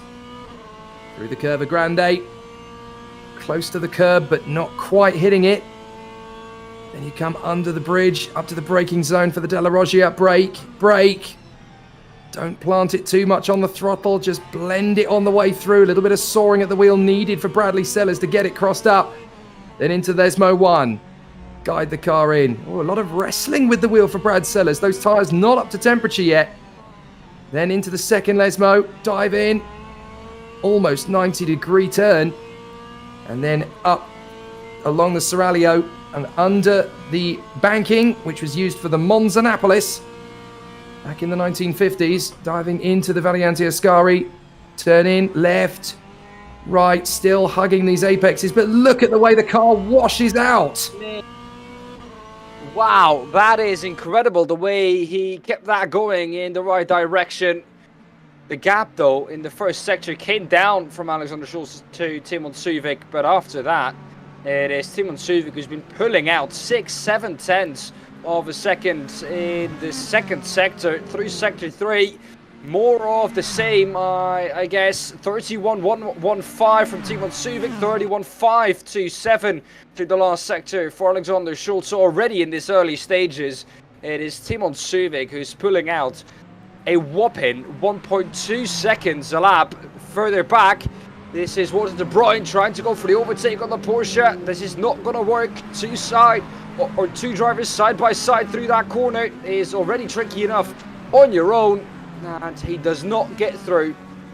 So Tom Lane is really putting the stops on in his Manta Squid Porsche, but here comes Walter De Bruyne to try again down into the Variante della Roggia. Surely he'll get that stop. No, he doesn't. And a very committed braking patch there for Tom Lane to hold the car round the outside. He is not going to give Walter De Bruyne any free meals today. He's really going to have to find another way to break into the fridge. Now, Magnus Dahlgren and Ross Smith up in front, leading the cavalry to try and get back onto things. There is Magnus Dahlgren in the leading Ferrari, but John Uyan has got his Peugeot up to speed, the sole remaining CMS Pro Peugeot. I can't believe we're saying that this early into the race, and he's all over the back of Ross Smith. So there's not a lot Dan Kirby can do except just sit and accept his fate. A race win has completely disappeared before he's even had a chance to prove he was good enough for it.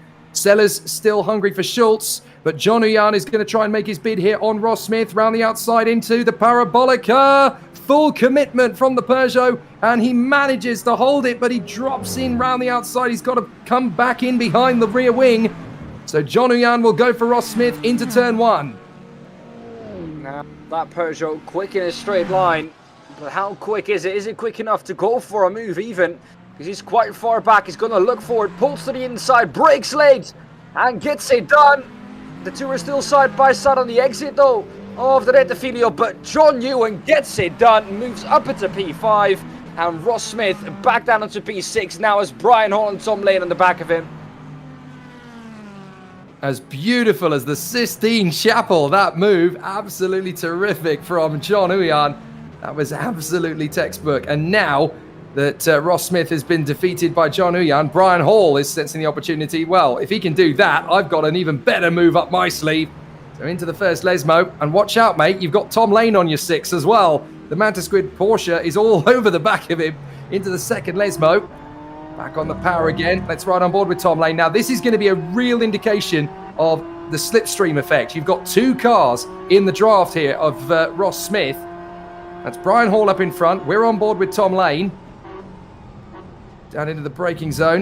You can see how tricky it gets into the Ascari. Look, that's the wash of the slipstream. It really unsettles the car, and Tom Lane's going to get a much better exit here than Brian Hall. But look, he decides to slot in behind him. This is taking 2 steps back to go 3 steps forward later in the lap. Because look, he's going to try and now pull out round the outside. I think he should have waited one more corner, you know, because he's going to drift out wide here, and Brian Hall's going to have him. He could have waited one more corner for my money. What he's done there, though, is I think has set Brian Hall up for not the best exit, and he himself, of course, with that wider exit out of the corner, was able to carry more speed through. Is he now going to be able to go for a move down in the turn 1? Traffic coming into play as well. The McLaren. Oh! There's contact between the two. And Tom Lane has got to wait. There's even further contact on the exit.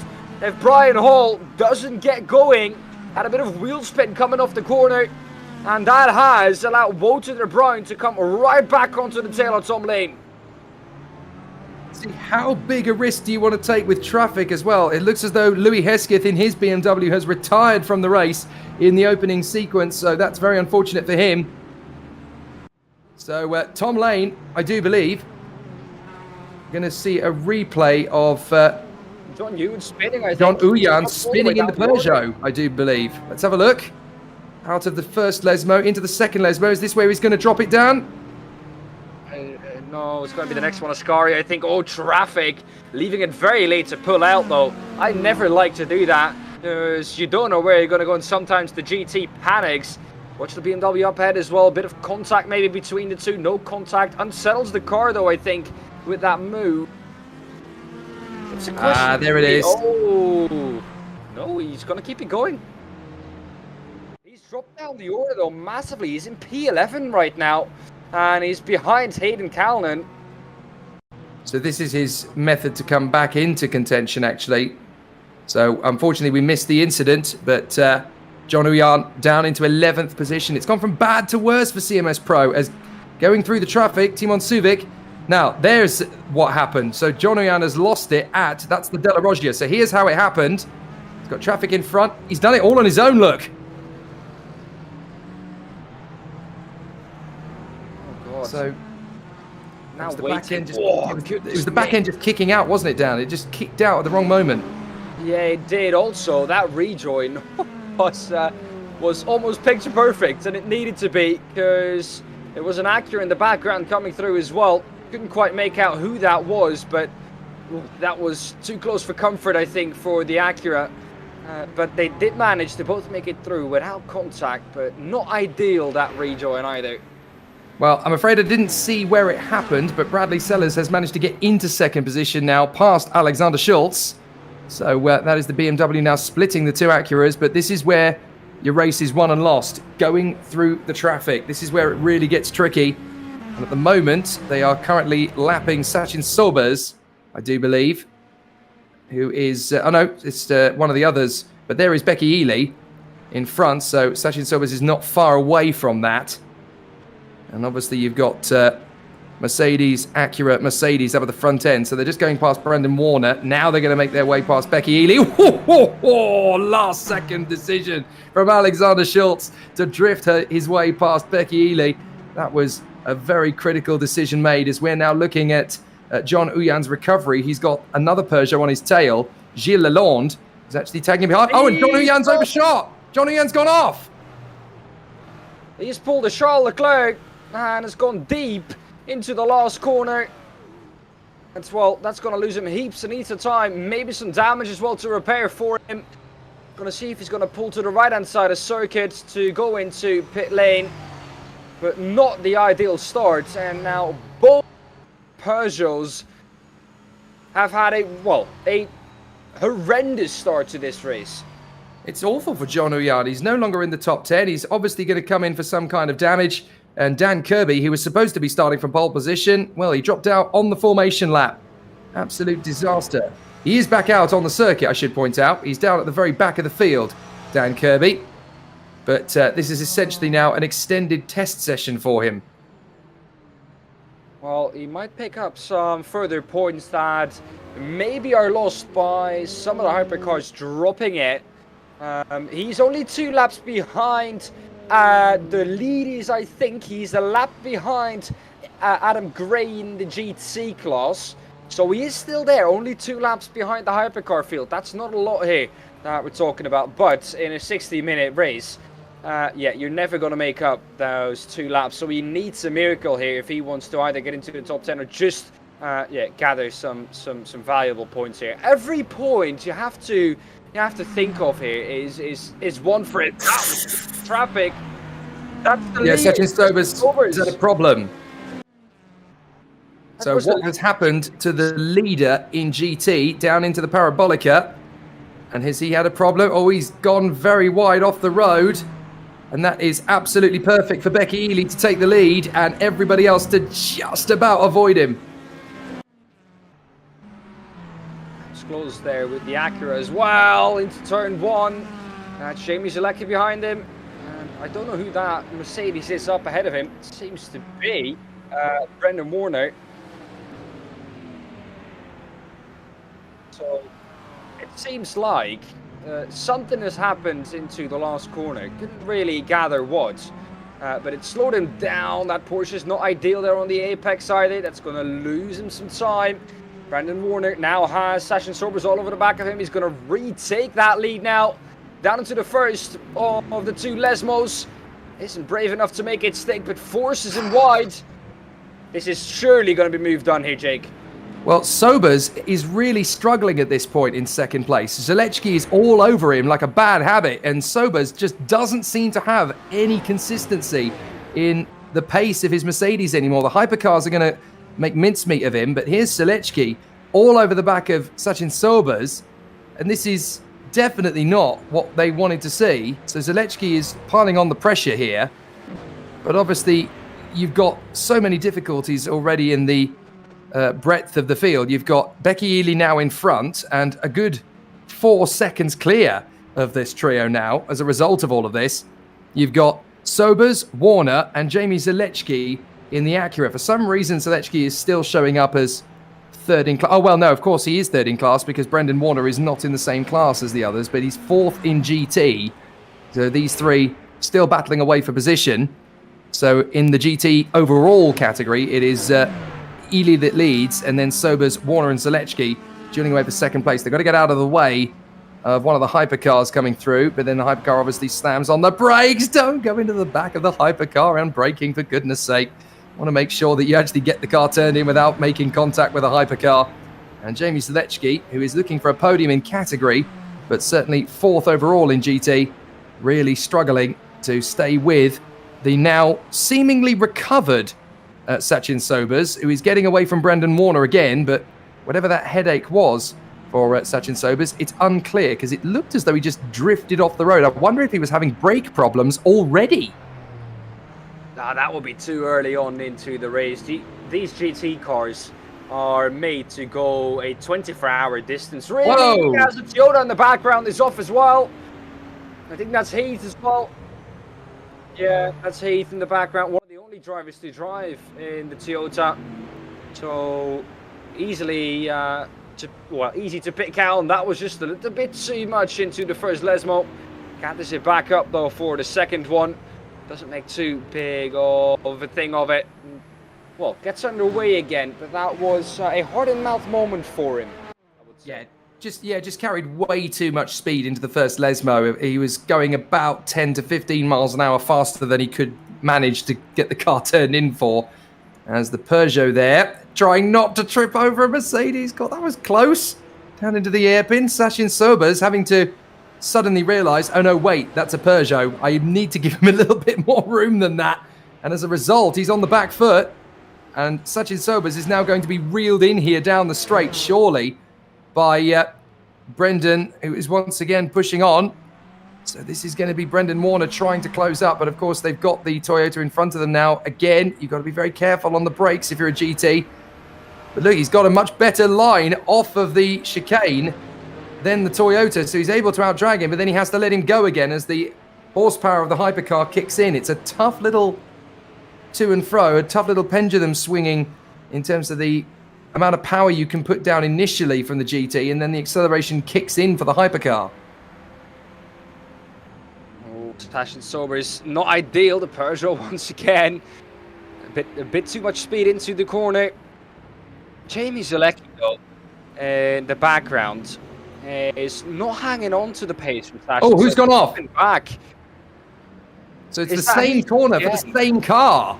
The Toyota's gone off again at Lesmo 1, just carrying far too much speed through the turn.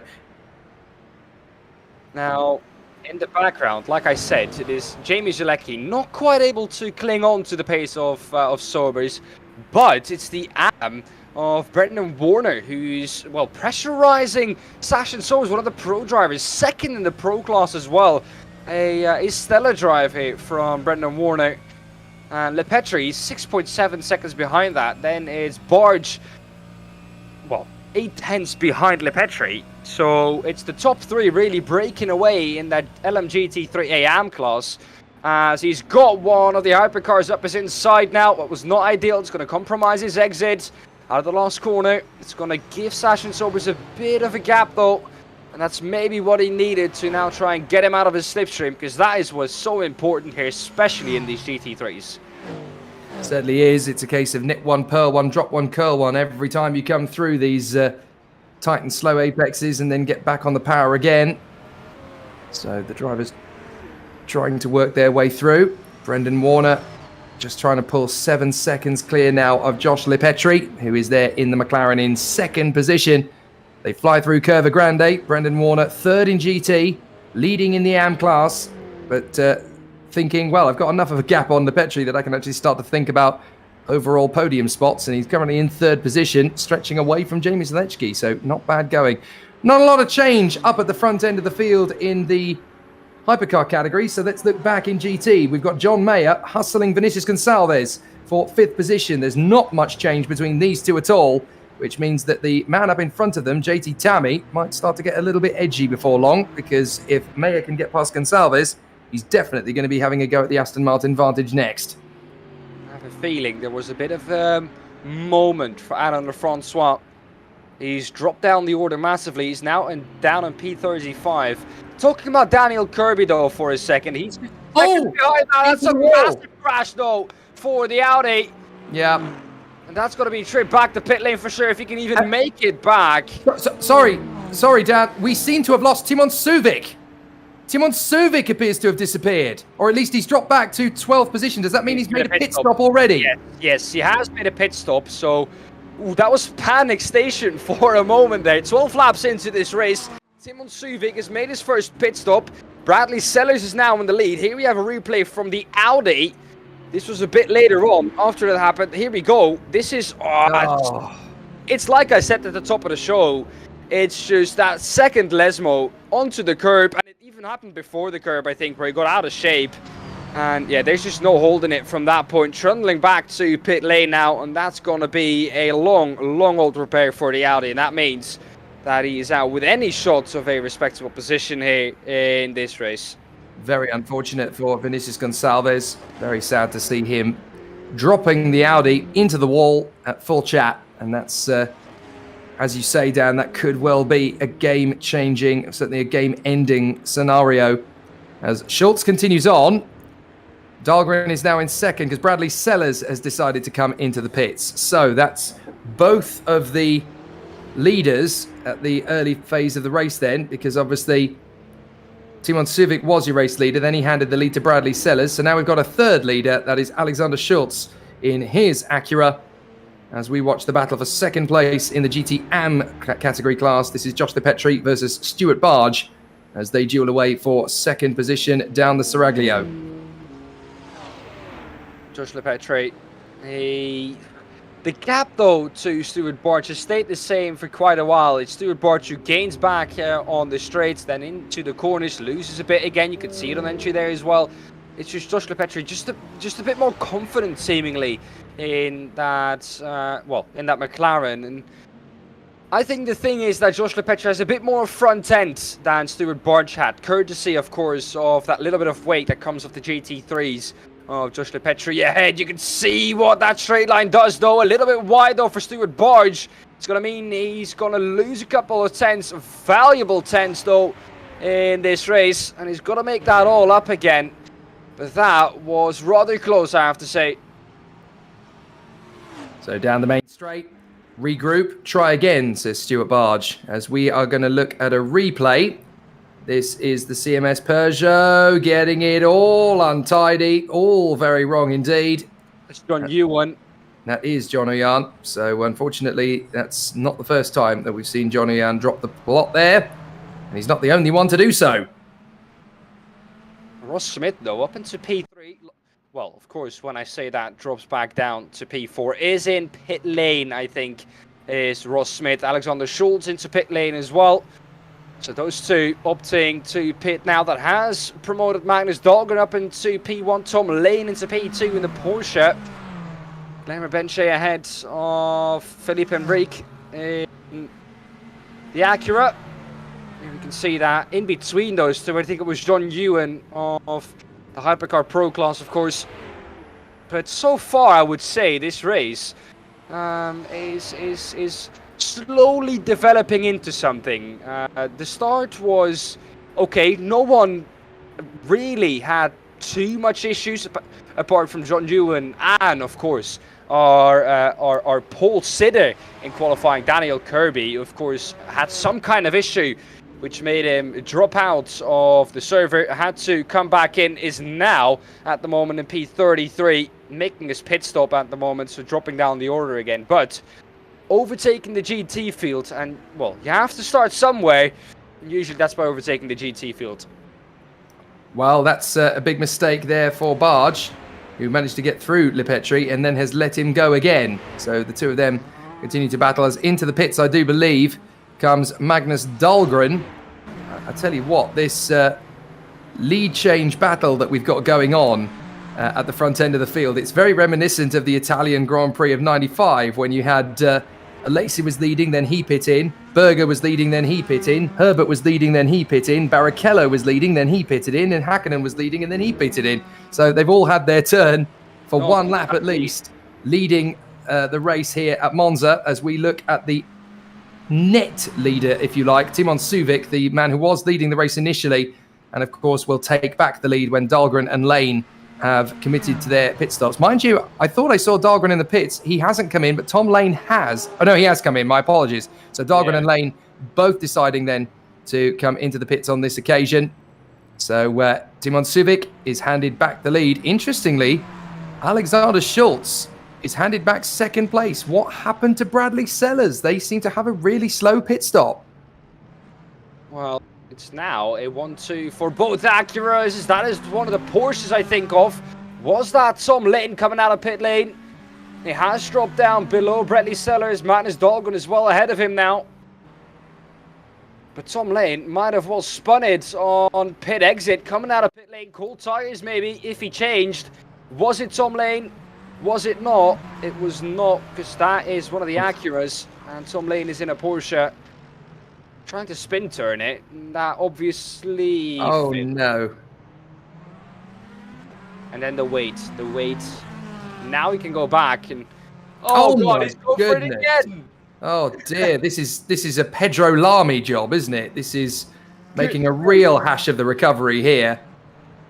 So, unfortunately, this is a race that was going very, very well at one point, and now they can't even quite find the way forward. You'd be forgiven for thinking there was a driver and a passenger in the car, and they were arguing about the map.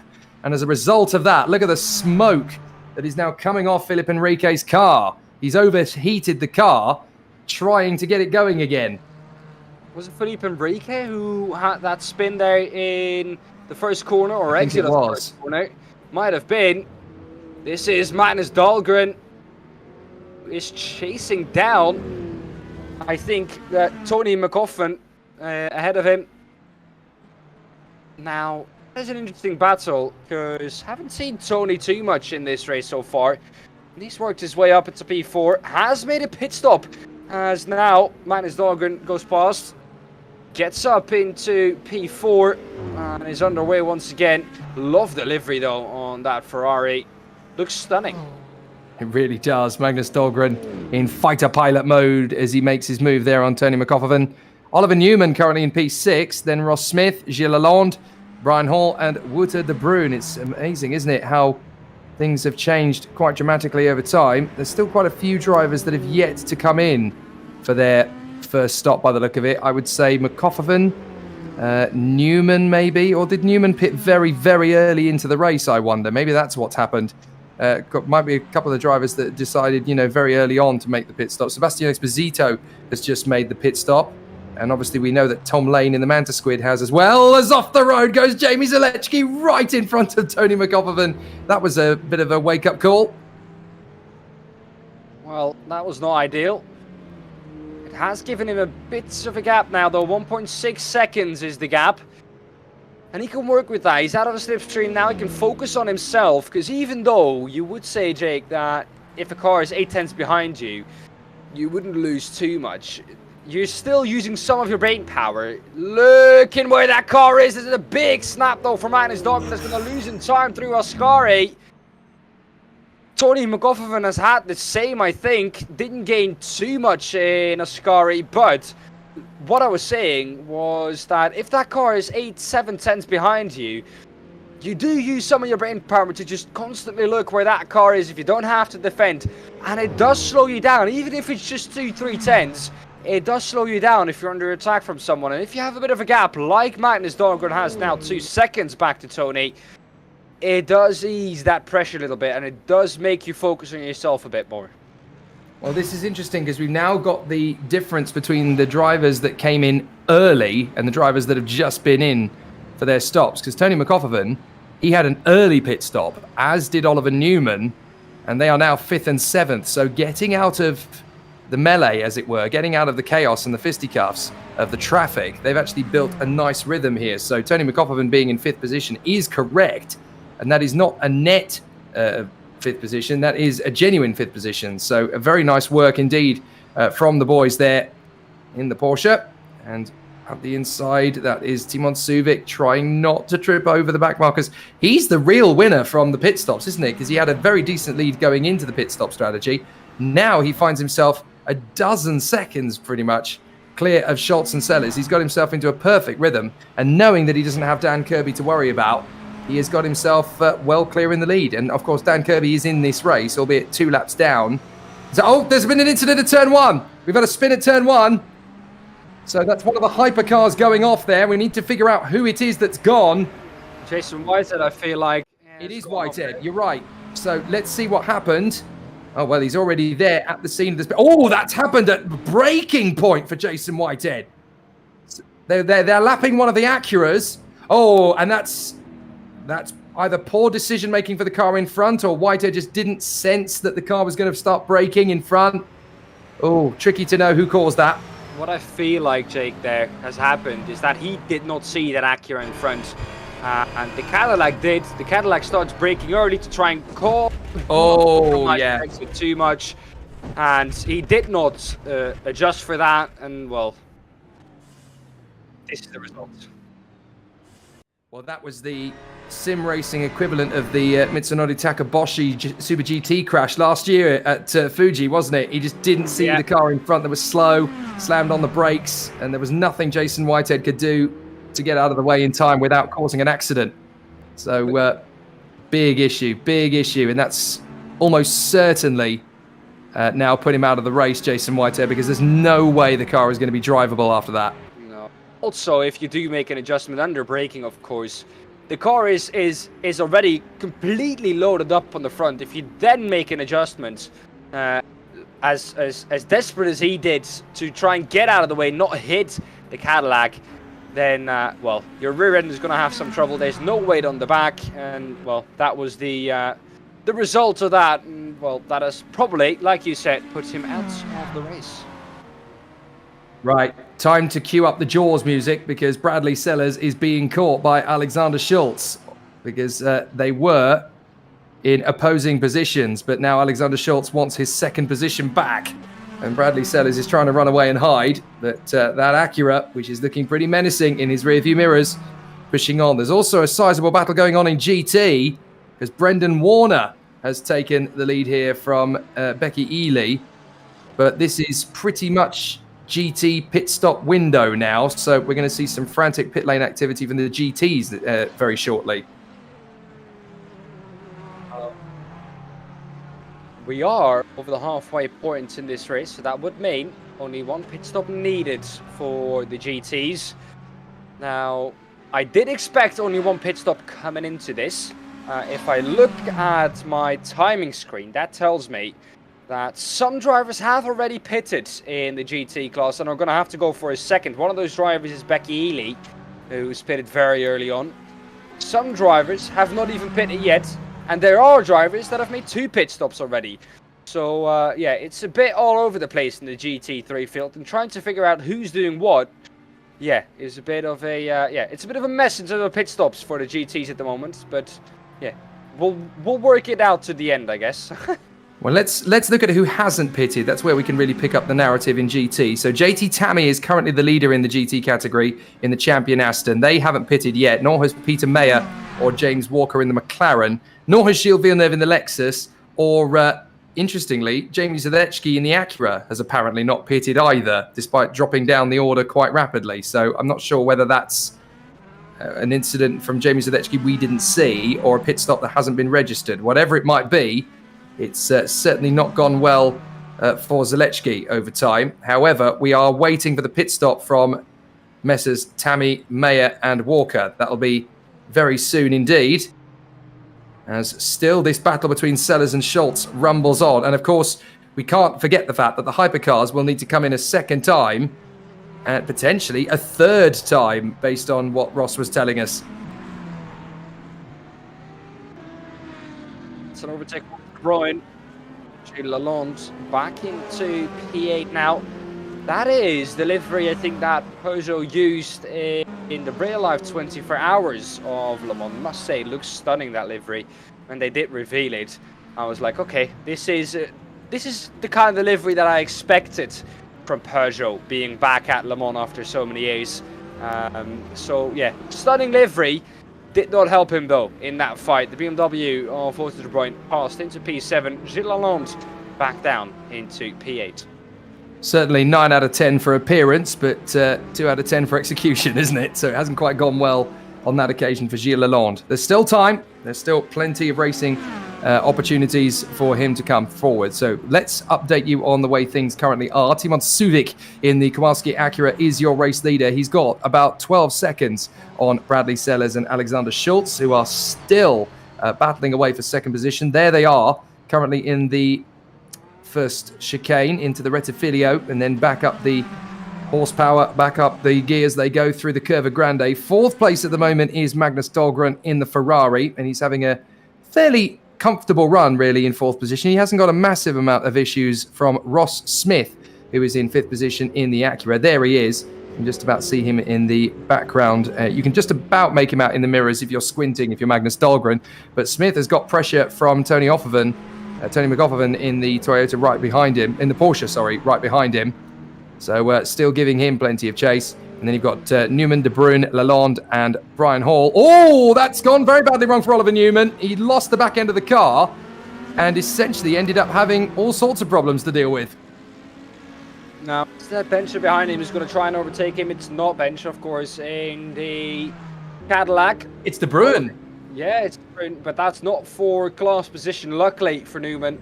Not ideal, though. De Bruyn got past. He's now behind one of the Lexus cars, and he gets past that as well. Not ideal. Also not ideal for the Peugeot behind that, who's trying to make his way through. So yeah, Gilles Lalonde dropping it, trying to squeeze his way past Oliver Newman. And then behind him, you've got the Momo car that I think is a lap down, actually. So that's obviously causing a couple of issues. I think that's Sebastian Esposito, from the best of my knowledge, who's just come through the second. Here we go, Gilles Lalonde. Diving through on the inside of Walter de Bruyn. No chance. You're going to have to make a much stronger move on Walter de Bruyn. He wasn't born yesterday. It was Newman, I think, that he tried to make that pass on. It is. It's Newman. My apologies. It is Newman.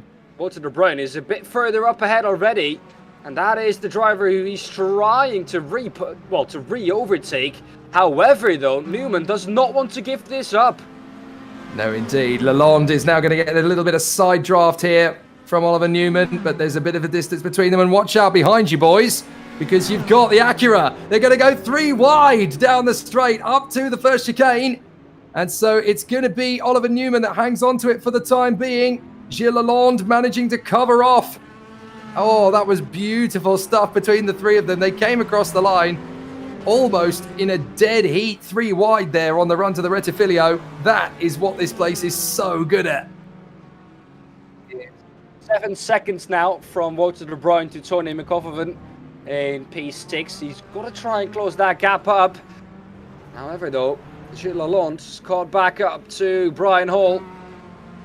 Well, Brian Hall managed to get past both of them in one go, didn't he? Yeah. I think Brian Hall indeed managed to get past, and now Gilles Lalonde trying to re-overtake him. Gilles Lalonde has had a rough couple of laps here. The last 2 laps were not ideal for the Peugeot. Like we said, that livery stunning, but at the moment is in a bit of a rough spot. Gilles Lalonde trying to get back into the groove. It's so difficult though, Jake, once you're in the car and you're in a certain rhythm, and then all of a sudden cars are flying past left, right, and center. Not only because they are just quicker, well, also because you've been slowed down massively. You've lost so much momentum from one overtake, and then all of a sudden 5 cars are flying past from your same, from the same class. So yeah, you can easily lose your rhythm once that happens, and that's, I think, what happened to Gilles Lalonde as well. He's got to try and gather himself back up, try and haul into pit lane though, so he gets at least one position back. So at the end of his stint, Brian Hall is definitely the one with bragging rights at the end of that. Did you see the way I got past both of them on the main straight? That was a bit sweet. A very nice run indeed there from Brian Hall, as he now leaves Gilles Lalonde to lick his wounds in the Peugeot, who is currently now in 8th position. Still no change up front. Subic, Sellers and Schultz. As we approach the second round of pit stops, we can see that, of course, from Brian Hall, having come in for the second time. Now, Brian Hall was one of the drivers who came in early, I do believe, last time. So the fact that he will now exit the pits, having had a second stop, that will really benefit him in the long term. It's one of those short-term loss, long-term gain strategies for him. But he is the first of the big players, Brian Hall, to really go for a second stop. Others that have, by the way, are Jerry Chen in the Flying Kiwi Porsche and John Ouyan in his CMS Peugeot. By the way, speaking of CMS Pro Peugeot, John Ouyan is currently 18th. Guess who's 19th? Dan Kirby. That's how much time he's made up already. He is not on 1 lap deficit to the leader yet. He's still 2 laps down for the leader, but he's already completely disappeared past the GTs. Now, do keep in mind, I think John Ewan has made 2 pit stops. Daniel Kirby, only 1. So it looks like Daniel Kirby has caught up completely to John Ewan, but it is a pit stop more, though, for John Ewan. So he will have to make 1 pit stop. One thing that's good, though, for Daniel Kirby is the fact that he's in front of the GT field. Now, of course, once you're behind them, there is no blue flag. You are racing them for position, which makes it a bit more difficult because the cars won't know that you're coming up as easily as they are when you are lapping them. So it should be a bit easier getting through the GT traffic now for Daniel Kirby. Well, those who are playing the Champion Motorsports VWSC drinking game, that's the obligatory blue flag mention to wake up James Parfitt. Well done, Dan. Nicely done. As we continue on into the race battle, the 2 CMS Pro Peugeots cantering on. John Ouyan and Dan Kirby now into the top 20. So a race of real frustration, really, for Ewan and Kirby. But I'm afraid it's not going to be a victory for either car, is it? It's just been one of those days, and it'll be, well, very frustrating indeed for both drivers who are sitting there desperately trying to find a reason to keep pushing at this level, desperately trying to find, you know, some kind of solace in what they're doing. But they are 16th and 17th in class. They are 18th and 19th overall, and John Ouyan is about 14 seconds away from Norm Graf in the Cadillac, so a lot of time to make up. Now, there is a lap in between the 2, though, so this is not position. There is a lap between the 2. So he hasn't magically made up a lap, or John Ewan hasn't had too bad of a race that he's lost the lap. So, yeah, Daniel Kirby still a lap behind John Ewan, so he's got to take it easy, especially when it's your teammate. You want to make sure when your teammate is still in a fight for this race that you don't that he doesn't lose time when you're overtaking him. At the same time, though, if he is able to overtake him, I have a feeling that Daniel Kirby might be 2-3 tenths a lap quicker than John Ewan ahead of him. So he might be able to even put him through. Well, they've got Timon Subic coming out of pit lane right in front of them. That could have caused a bit of a headache. Timon Subic having just made his second pit stop, by the way, from the lead.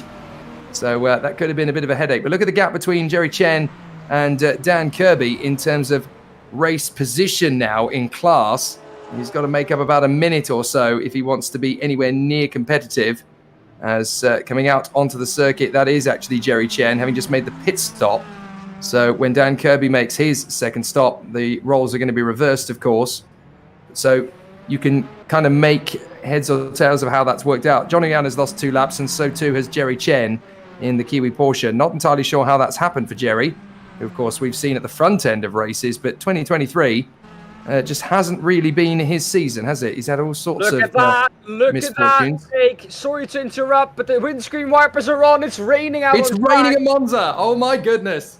This is a curveball, one that we weren't expecting. We thought it was just gonna be when the race was gonna finish, but Oh my word! it hit us. Well, this is going to get spicy from here on in. And don't forget, of course, they don't have intermediate tyres. They only have different compounds of dry and wets. So now it comes down to, when do you change tyres? When do you stay out? You know, how long are you prepared to stay out for? How long is the rain going to be there for? Nobody coming into pits yet, and we've got an absolute stagger of cars making their way down the straight at full chat, and they've got to find a way to get the brakes on down to the Rettifilo with the rain coming down at Monza. It's not monsoon conditions yet, but it's certainly getting very heavy in places on the circuit. We were not sure whether rain would actually intervene here at Monza, and it has in the critical closing stages of this race. I did see it. All of a sudden, it became a lot more overcast, and I didn't want to mention it, not to jinx anyone, but even without me mentioning it, the rain has hit us. And yeah, like you said, some places of the track a lot heavier than at others.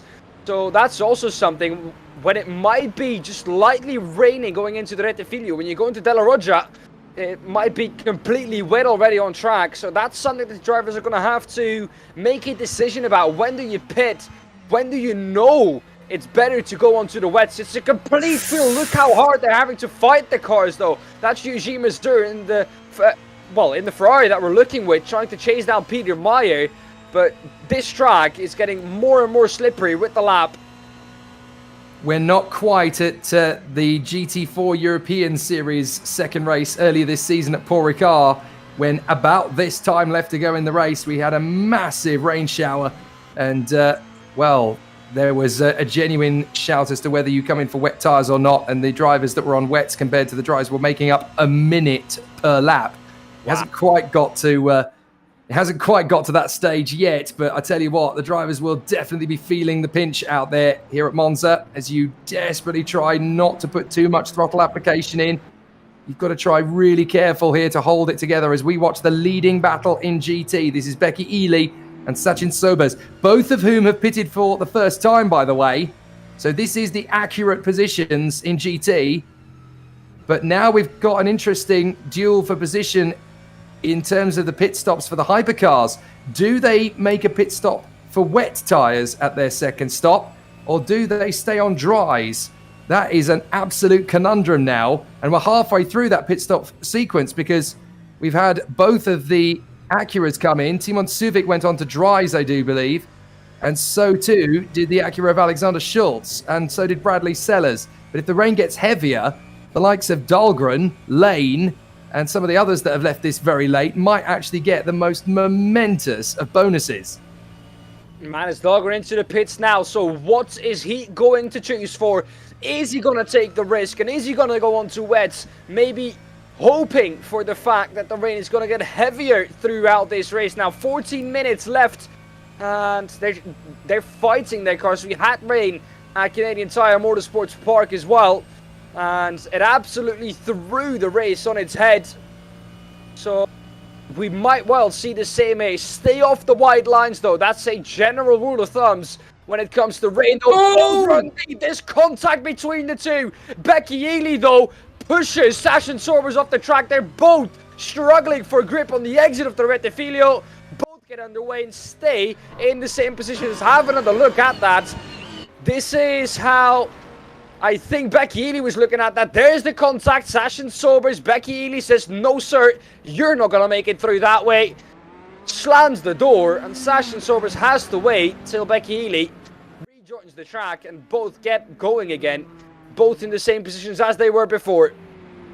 Do you know what? That was perfect from both of them. The mistake from Sachin Sobers, he didn't overreact. He just let the car drift in. Becky Ely responded, nope, you're not having a cheap overtake on me. That was 6 of one, half a dozen of the other. No problems at all with that. And in the background, I think we just lost the Mercedes of Brendan Warner. Brendan Warner, I think, just dropped it in the background on the second Lesmo. The back end was kicking out big time. He's lost the position on the road, but I don't think he's actually lost the car. I think he just managed to save it. But that just shows you how tricky it is. One thing that's good for the drivers that's helping them is the fact that the track temperature is 48.7 degrees and is not coming down rapidly, staying the same. Oh! There's another go at it. He gets it. What a move on the outside as well. Sobers is through round the outside of Becky Ely. That is an absolute heart stopper for Becky. Fabulous move though from Sachin Sobers. More confidence on the brakes into the curve of Alboreto. Now Becky Ely's going to try and fight back. This is what greasy, tricky, slippery conditions on slick tyres breeds here at Monza.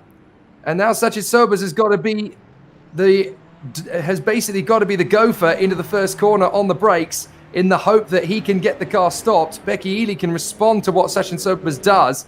So this might not necessarily be a bad place for Becky Ely to be in second position within touching distance of Sachin Sobers' Mercedes, just to give him all of the disadvantages of arriving on the scene first. But as you can see, the rain's still coming down here at Monza, and the wetter it gets, the tougher it's going to be to justify staying on slick tyres. But we have minutes left of this race. So every single decision you make from here on in is a lose or win situation.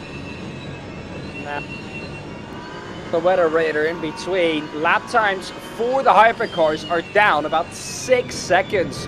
So the track is getting a lot slower, but this rain should pass in about 4 to 5 minutes. It should get lighter in about 2. So if my weather radar is correct, then the rain should stop in about 5 minutes, which will leave about a 5-minute period to dry up again. Of course, the rain is not too heavy, so it won't make too much of a difference so far if it dries up now. But yeah, the drivers are going to have to struggle and are going to, I have to think, stick it out on the slicks, because going for wets now might be one too early. And looking at the forecast, it might not be worth it. So there are some damp patches materializing on the course as well. That's not going to be helpful for any driver still on slicks. And I think pretty much everybody has decided to remain on slicks because they know this is only going to be a brief shower rather than a full monsoon. So you've just got to hang in there and hope. As into the pits comes one of the Acuras, I believe. That might be George Angelidis coming into the pits. So Where he goes to. Check out the damp patches down the straight. You hit one of those under brakes, you are going straight to the wall. Yeah, I don't want to do that. Suvik, though, this is crucial for him. He has 21 seconds in the lead. If he pits, this is slow pace now from Timon Suvik. 1:42.584 for him last time round. Quickest lap in this race, 1:34.719. They're about 8 seconds slower than they were in the dry before, so it might well be worth it to just switch on to wets for one or two of the drivers who are at the back of the field anyways, just to try something, because, well, it's a low risk and maybe a high reward game for them. For Timon Suvik, it's the other way around. High risk and maybe no reward if he pits now. Yeah, the only two drivers in the entire field that I would say, why not just go on to wets and see what happens, are the CMS Pro Peugeots. You may as well. You're already down the order. You're not going to lose a massive amount of positions. You may as well just roll the dice, because you could end up coming out as heroes rather than very disappointed adversaries. So for Timon Suvik, he's just got to tiptoe. He absolutely has to be so measured on the throttle. You've got to be so careful, especially when lapping traffic as well. That can't help either. Down the straight. Again, you won't be full throttle here. You'll be about 3/4 of the way down the pedal. Then you'll open up onto the throttle about here. And again, you'll come off it about 50 meters earlier than you would. Slow the car down, then brake. Dab, dab, dab the brake, dab the brake. Try not to hit that wet patch, which he just has. Somehow, Philippe Enrique has managed to get that car turned in. No ABS. No ABS. Guilherme Benke seems to be on wets, we're getting informed, and he is gaining though on Philippe Enrique. Look at that graphic. Look how quickly he's catching. Yeah. It's going to be crucial now. Philippe Enrique has to make a decision here. But there's, I think for Philippe, he needs to stick it out. The decision is already too late. Rain is decreasing though. So that might switch into the favor of Felipe Enrique in a couple of laps' time. So I think for the drivers that haven't pitted yet, with about 7 minutes to go, a little bit more in this race, you've just got to stick it out. Look at how they're grabbing, though. This is such slow pace, and he's getting about 4 seconds only in the first. Oh, off the road. Yeah, that's the problem. You leave it too late, you leave it too long on the dry tyres, and the rain gets heavy enough that you've got Guillermo Benchke deciding, do you know what, this isn't worth the risk. I'm going on to the wets and just seeing what happens. This could end up playing into Benchke's hands just by virtue of the fact that he's made the sensible decision. Enrique would have lost about 3 seconds in that, I would have thought.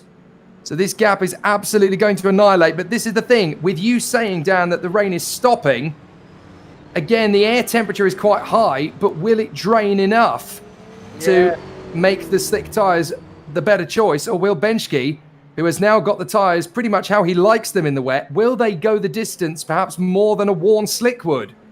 Suvic made a mistake. That gap has come down massively on my timing screen just now. It was 23 seconds, it's 12 seconds now. He's into the pits, I think, isn't he? He's got no choice, that's the problem. He's got absolutely no choice. So down the straight.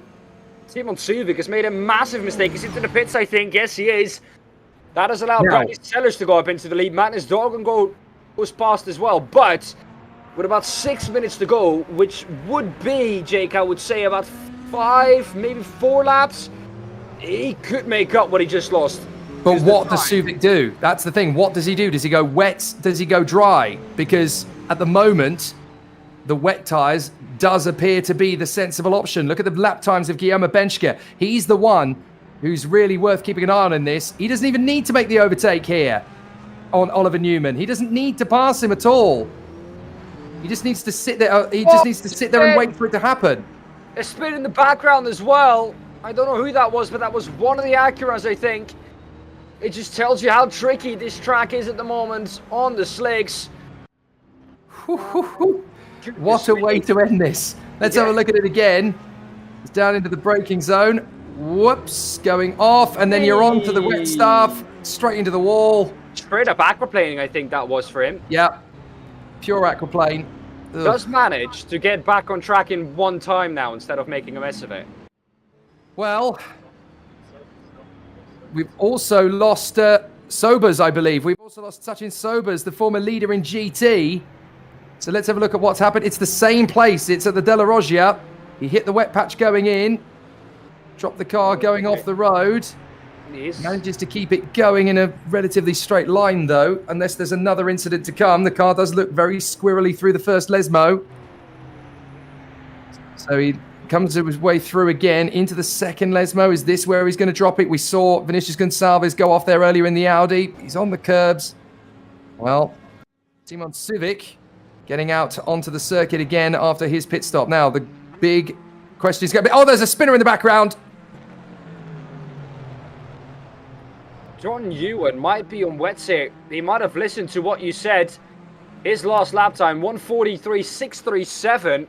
Last lap time for the leader, Bradley Sellers, 1:47.364. Simon Suvic, 2 minutes 32. That's with that pit stop, though. So he's lost heaps and heaps amount of time. He's 22.5 seconds behind Magnus Dahlgren. Is he able to make that up on the wets? Has he gone for wets? We don't know. Track temperature is still about 48 degrees. But this, for sure, Jake, is wet territory. You can't go on this, or well, you can't go further on the dries anymore without losing heaps and heaps amount of time. Yeah, look at the spray. There's no way this is going to dry out before the finish. It's wet tyres all the way. The problem is, if you've committed to the slicks now, you kind of have to stick it out because the amount of time that you're going to lose in the pit stop added to it is going to ruin your race anyway. So anybody that decided to go onto wet tyres at their final stop is an absolute genius now in the final couple of minutes. The fine line in these situations between genius and fool is rather cruel. But this is motor racing, and this is where you've really got to count your chickens before they hatch sometimes. There is your man, Alexander Schultz, having come into the pits. He's down to 10th position now behind Brian Hall. But if you made the switch to wet tyres at the right time, you are an absolute legend at this point. So both Brian Hall and Alexander Schultz have gone on to wet tyres. Now, this is where this race can potentially be won and lost. I'm keeping a keen eye on my timing screens because I want to see what kind of lap time Timon Suvik is able to put in. 147.241 for Bradley Sellers, 145.501 for Magnus Dahlgren. That gap's coming down as well. It's Yes, 1.7 now between the two, and that is for the leading class, both on dries. Yeah, they're both on dries, but they are going to be caught hand over fist by the drivers on wets in the closing stages. I noticed that Oliver Newman in the BMW dropped it at the Variante della Roggia, and that's how Hall and Schultz got their way into 8th and 9th place. Look at the lack of traction from Timon Suvik, who had this race pretty much sewn up at one stage. It was pretty much done and dusted for him, and this rain has absolutely ruined their strategy. He's 17 seconds, 18 seconds ahead of Tony McGoffin, trying to not trip over the traffic. He was just getting past Gilles Villeneuve in the Lexus, but he manages to negotiate the chicane just. Last lap, 147.968 for Timon Suvik. That was not quicker than either Magnus Dahlgren or Bradley Sellers up ahead of him. So he needs some magical stuff to happen here if he wants to catch, but he's not quicker. And this is what I said, even though it looks like it's completely wet now, he's not gaining that much. 147 is the same as the leader did, Bradley Sellers, last time round. This is the battle for the lead, though. Magnus Dahlgren, they're surely going on to the last lap right now. Big washout from Bradley Sellers. Surely Magnus Dahlgren's going to get the opportunity here. Now, another question we have to ask while this battle is going on, Dan. Lift and coast. Surely that must be now what the leaders have got to commit to in terms of strategy now as well, to avoid a third pit stop, because they will be absolutely hammer blown by the drivers behind them who have made a third stop. So because the rain has come, the lap times are slower, the fuel consumption should be less, so they can essentially just lift and coast it to the line. But how much of a gamble do you do that with when you're battling for the lead as well? Dahlgren trying to come around the outside of the Curva Grande to get through on Bradley Sellers. Both drivers with minimal grip. Both of them on a lift and coast strategy to avoid a third stop. Both of them desperately trying to get the car stopped into the braking zones. And both of them at risk of throwing this away at any moment. Big wobble from Bradley Sellers. Here comes Magnus Dahlgren, now trying to go the long way round into the first Lesmo. Sellers is sending in there in the BMW as they tiptoe their way through the first apex. Back on the throttle again. Sellers isn't going to have the same purchase. Does Dahlgren commit into the second Lesmo? Surely not. He has to bail out of it and wait for a run down the Seraglio. A big washout from Sellers. That'll do it. Dahlgren is in the lead. Good overtake by Magnus Dahlgren, though, gets it done. And now already has a bit of a gap. Bradley Sellers clearly struggling way more than the Ferrari is. Last time round, though, for Timon Suvik, 145.321. But it's going to be too little too late, I think. It's going to be Magnus Dahlgren or Bradley Sellers who's going to take the victory here. It's all going to come down to that last corner, though. It's going to be patience that is needed big time here as Magnus Dahlgren tries to keep it together heading into the Curva Alboreto. Keep it calm, keep it tidy. This has been one of those races worth waiting for, worth tuning in for. If you've only just joined us, go back to the start and do it all again, because Magnus Dahlgren is going to have the moment of magic in fantastic fashion. Magnus Dahlgren under pressure all the way through in the closing stages.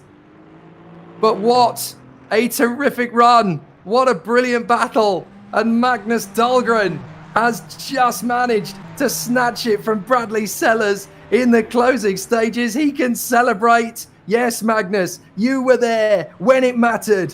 Calm, cool, and collected. And Magnus Dahlgren steals the win on the final lap at Monza. Brilliant. What a drive from him. I mean, that was exactly what he needed. Timon Suvik gambled, didn't get it. And, well, it's what I said. It looked completely wet. But somehow, those dry runners were able to keep up with the pace of the wet runners. It did change, though, towards the last two laps. But it was too little too late for those who pitted for wets. Newman wins in the AM class as well. Ely in the LMGT3. And Barge in the LMGT3 AM. All of them had to make that difficult decision. Do we go to wets or do we stay on dries? What a fabulous drive this is from Becky Ely and from Oliver Newman as well, actually. They both gave as good as they got when it mattered. An excellent run to the flag as Oliver Newman takes the AM Hypercar victory. Becky Ely gets the job done in GTs up in front. Here comes Oliver Newman to win in the Hypercar AM category. He's had flotsam and jetsam all around him. But what a fabulous run from Oliver Newman. A great victory. And here comes Stuart Barge, splashing his way down the straight up to the Curva Alboreto to finish off in magnificent fashion as the HPD Acura comes through for the victory. Well, what about that? In all 4 categories, we've had a Ferrari win, we've had a BMW win, and across the GTs, we've had Acuras win. What a great day it's been as Stuart Barge almost chucks it into the chicken house in the final turn. No chance, though.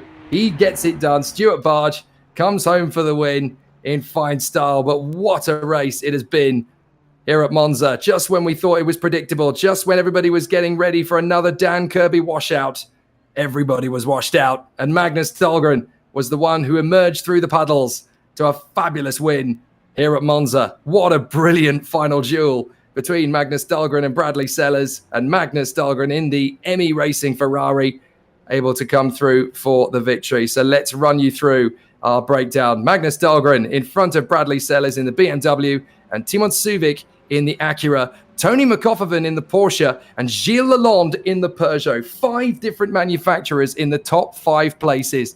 Tom Lane in the Manta Squid Porsche in front of Wood de Bruin in the rookie BMW, and then Alexander Schultz, so close, but down to 8th position in the end. Oliver Newman, the winner in the AM class, and Brian Hall in 10th position. Then Ross Smith in the Noon Acura in front of Norm Graff in the Cadillac, 11th and 12th for those two.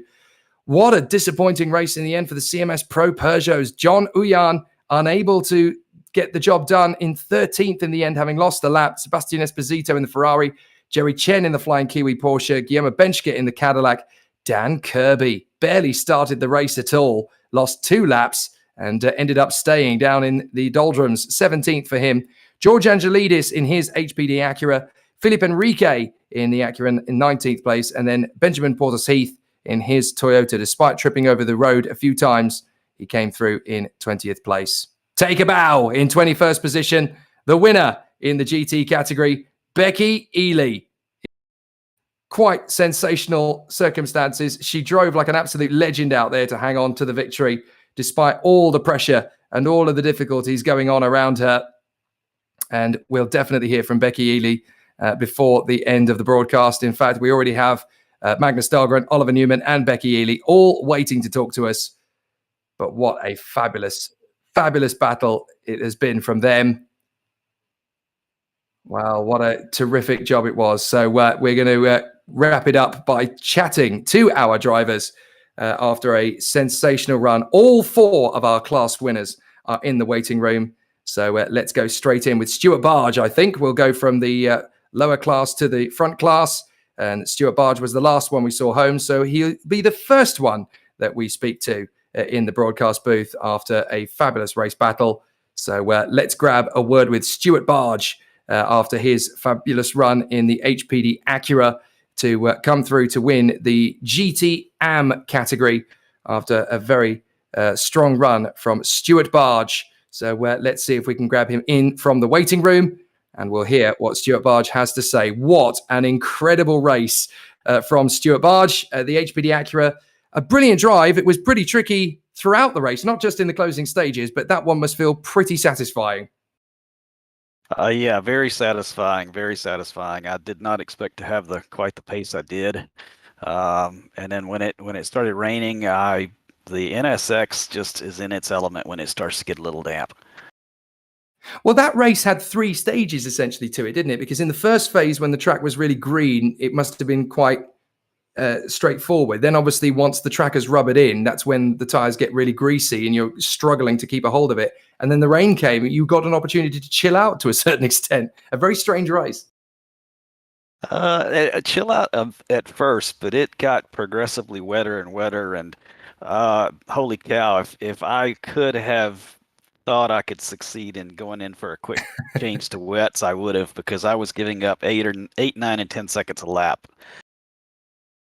So talk to me about throttle application around this place in those conditions, because obviously you're obviously trying desperately to be quite smooth on the throttle around Monza anyway, because it can really chuck you out. But in the wet conditions, that must have been an absolute nightmare.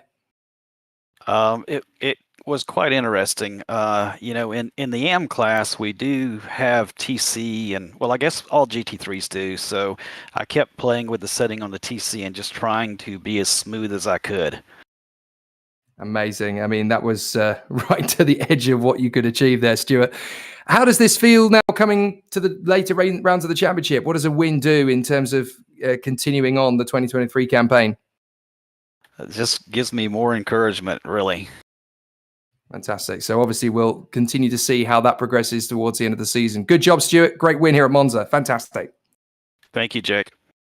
Right. So after one Acura has triumphed in fantastic style, we're going to hear from the other Acura driver who has taken a win and the overall GT win as well, Becky Ely, after a fabulous run here at Monza. It was never going to be easy, but Becky Ely, right when it matters in terms of the title fight as well, Becky, that's a critical drive, a critical performance, and a tough one, but boy, did you make it entertaining. How was it for you?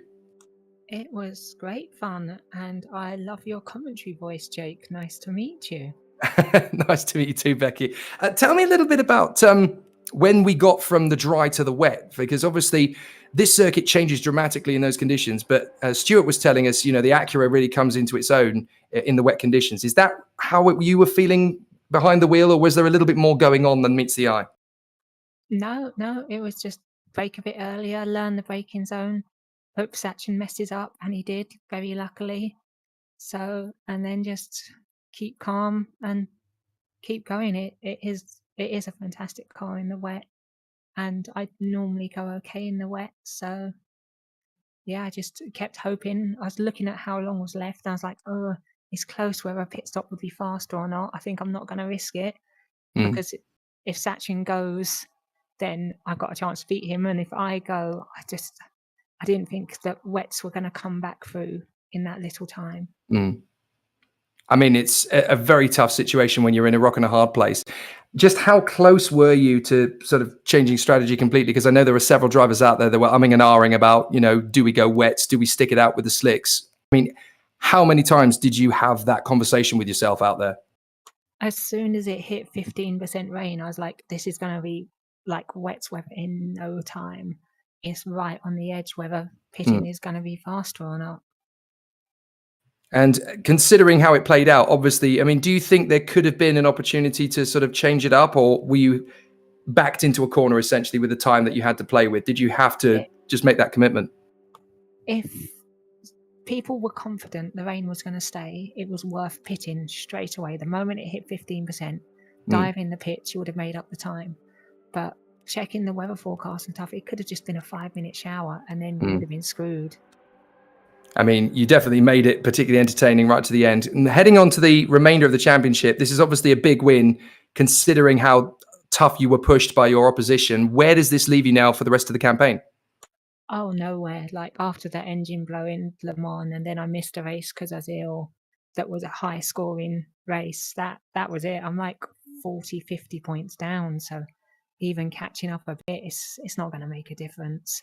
I'm in it for fun, and I'll probably end up supporting Jamie to try and help him get the championship later on.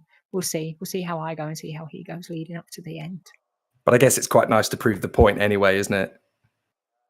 Oh yeah, for sure. This was my first Saturday like outright class win ever. So I'm a lot more over the moon than I sound. I'm quite ill. But I am like, I don't know if you saw, but I was doing donuts till the engine was blowing up after the race. And I think you've earned a rather large mug of Lemsip there, Becky. Go and enjoy yourself. Grab some chicken broth, whatever you need to celebrate. And we'll see you for the next one. Great job. Fantastic drive. Thank you very much, and have a good one. And could I just thank you all, and James in particular, for putting on the show. Like, I love watching it back. It's so good. So thank you to you guys. Absolutely. A big thanks to James Parfitt. A big thanks to James Parfitt and the whole team. Thank you, Becky. We'll see you out again next time. We have heard from our GT winners. Now we're going to focus in on the hypercar competitors. Let's hear first of all from Oliver Newman, the man who was in the center of everything pretty much at one stage. He had cannons in front of him, cannons behind him, cannons to the left and the right of him. And somehow Oliver Newman still came through it all to grab the Hypercar and victory in class and style. Oliver, very tough racing out there. You just about managed to hold on with so many things going on around you. Like you say, everything, everywhere, all at once. It was mental, but it was good fun.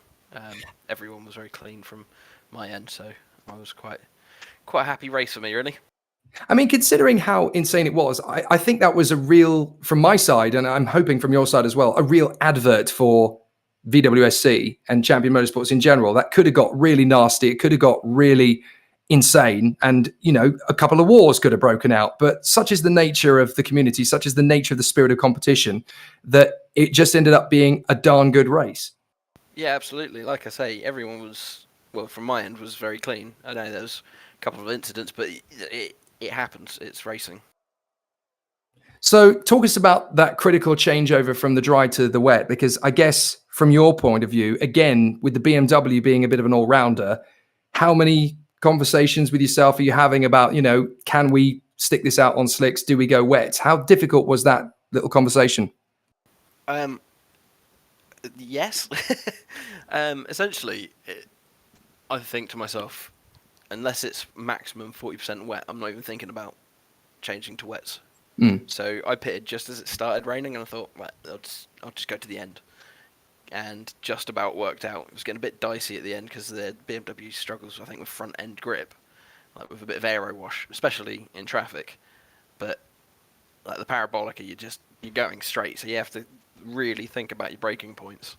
I mean, from our side, from a viewing perspective, I mean, we got to see just how tricky, but also how solid the BMW is. I mean, is that one of the reasons why you went with this car this year? You wanted something that, no matter what the conditions, the car was going to give you something reasonably predictable.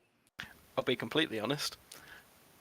I went with it because some of my friends have picked it and I wanted to nick their setups. Fabulous. I love a bit of honesty. In terms of the continuation of the 2023 championship, I mean, how does this victory set things up for the rest of the year? Where does this place you in terms of the psychology of the rest of your preparation for the year? What's your thinking point now? How's your motivation? I'm pretty motivated because this is only the third race I've done this season. I did Spa, I did the last one and this one, and I missed a couple because of other commitments. But now I'm going to probably cancel future commitments because I feel like I'm doing well and I'm driving very strong at the moment for my normal ability. So got to keep going, got to keep pushing, haven't you? Perfect. There you go. Oliver Newman's just sacrificed his Saturday nights for the rest of 2023. Thanks very much, Oliver. Great to hear from you. Great job. Well done. Thank you very much. Can I give a quick shout out to my parents who are watching? You can. Hi, Mum. Hi, Dad. You're very proud. Very proud of your boy. He did you well. He did you well. He did you well. Brilliant stuff. Go and enjoy it, Oliver. Fantastic, mate. Cheers. Thank you very much. Right, so that's 3 winners. We have 1 more, and we have saved the king of Monza till last. Magnus Dahlgren himself has come through after what can only be described as a nail-biter right to the wire. I mean, Magnus, if you're going to steal a win, why not do it with all of us on the edge of our seats on the final lap? That was monstrous to watch. How was it to drive? It was crazy, really. Wet, aquaplaning, and still I haven't, sort of wrapped my brain around this, I guess. I'm guessing going into that race, there was not really much of an eagerness that a win was on, because where you look at where you were in qualifying, you had a quick car, but it was quite clear that Peugeot and Acura were going to dictate how the race played out. Were you even considering the possibility of a win before the start? No, not at all. I was hoping for a top 5. I started P5, I think, and as you say, the Peugeot and Acuras are a lot quicker than the Ferrari. I'm just quick in the corners, and there's a lot of straight here. So yeah. So at which point in the race, in that closing sort of 15 minutes or so, at which point did you think, I've just got to stick this out on the slicks. I can't even consider going for the wet tires. I've just got to brave it out. When did that sort of thought process happen? Well, it started to rain just, I think, 2 laps before I had to make my ordinary pit stop. So when I went in, I remember from the last race how the wets, they are not as well around or not as good in the wet as the softs. So I went with the softs and thought I would have an advantage there. The other thing I have to ask as well, because it suddenly struck me with about sort of 10, 15 minutes to go. A lot of the hypercars were having to make a third stop. You didn't. And of course, nor did, your rival out there, Bradley Sellers, batting away for the victory. Were you guys having to sort of lift and coast in order to get the car to the end? I mean, obviously, I know that the speed was reduced because of the wet weather, but were there points where you're having to be quite frugal on, how fast you're actually pushing it on that lap as well to make the fuel go the distance? For me, I didn't really have to do that because I always tend to take a lot of fuel, a bit more fuel than I need, and as you say, the pace or the times were slower, so you sort of have to brake a lot earlier, and you don't use the throttle as much. So no, I didn't really have to conserve fuel. I just had to keep the car on the the tarmac. Fantastic. I mean, you absolutely nailed it in the closing stages. It's a very satisfying win, I'm sure. Heading to the next one, how much of a difference do you think this is going to make to your confidence and your sort of self-motivation moving forward? I don't know really. I mean, it's fun to win, of course, but I still think I do know where I'm at, so to speak. I'm not, really maybe top 5 podium, 3 P3. That's where I feel I'm at, and I just want to take this win as it is. Well, we absolutely loved it. I'm sure you will, and I'm sure everybody will be looking back on this one as a proper VWSC classic in time to come. Magnus, congratulations. You're the winner of the 60 Minutes of Monza. Great job. Thank you very much, guys. Awesome work, by the way.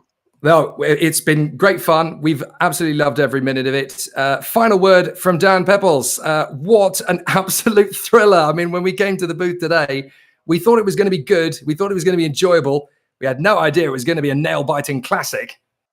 For sure we didn't, but that rain at the end threw an absolute curveball into what was already a very intriguing race to watch. But yeah, I think that rain just kind of sprinkled, the end of that race, and yeah, it was absolutely amazing. Loved it from start to finish. There wasn't one dull moment in that race where you thought, okay, it's settling down a bit now. There was fighting from P1 all the way down to P40, and yeah, it was all in all, I think, an amazing race. An amazing race indeed. I'm afraid I've got some bad news for you all, folks. You've got 5 weeks to wait until the next one. Road America, Elkhart Lake is going to be the next venue on the 24th of August. But you can follow all of the interesting and exciting developments of the VWSC on the website, Champions Motorsport and Champions Sim Racing. Join the community, get yourselves involved, hit the subscribe button, hit the notification bell. You will never miss a race in the calendar. It has been an absolute classic. From everybody at James Parfitt Broadcasting, Storm Gang Simulations, and Champion Motorsports, from my colleague Dan Pepples, from myself, Jake Sanson, we hope you've enjoyed the Monza 60 Minutes, and we will be back in action for another hour of exciting racing at Road America at Elkhart Lake 5 weeks from now. See you then.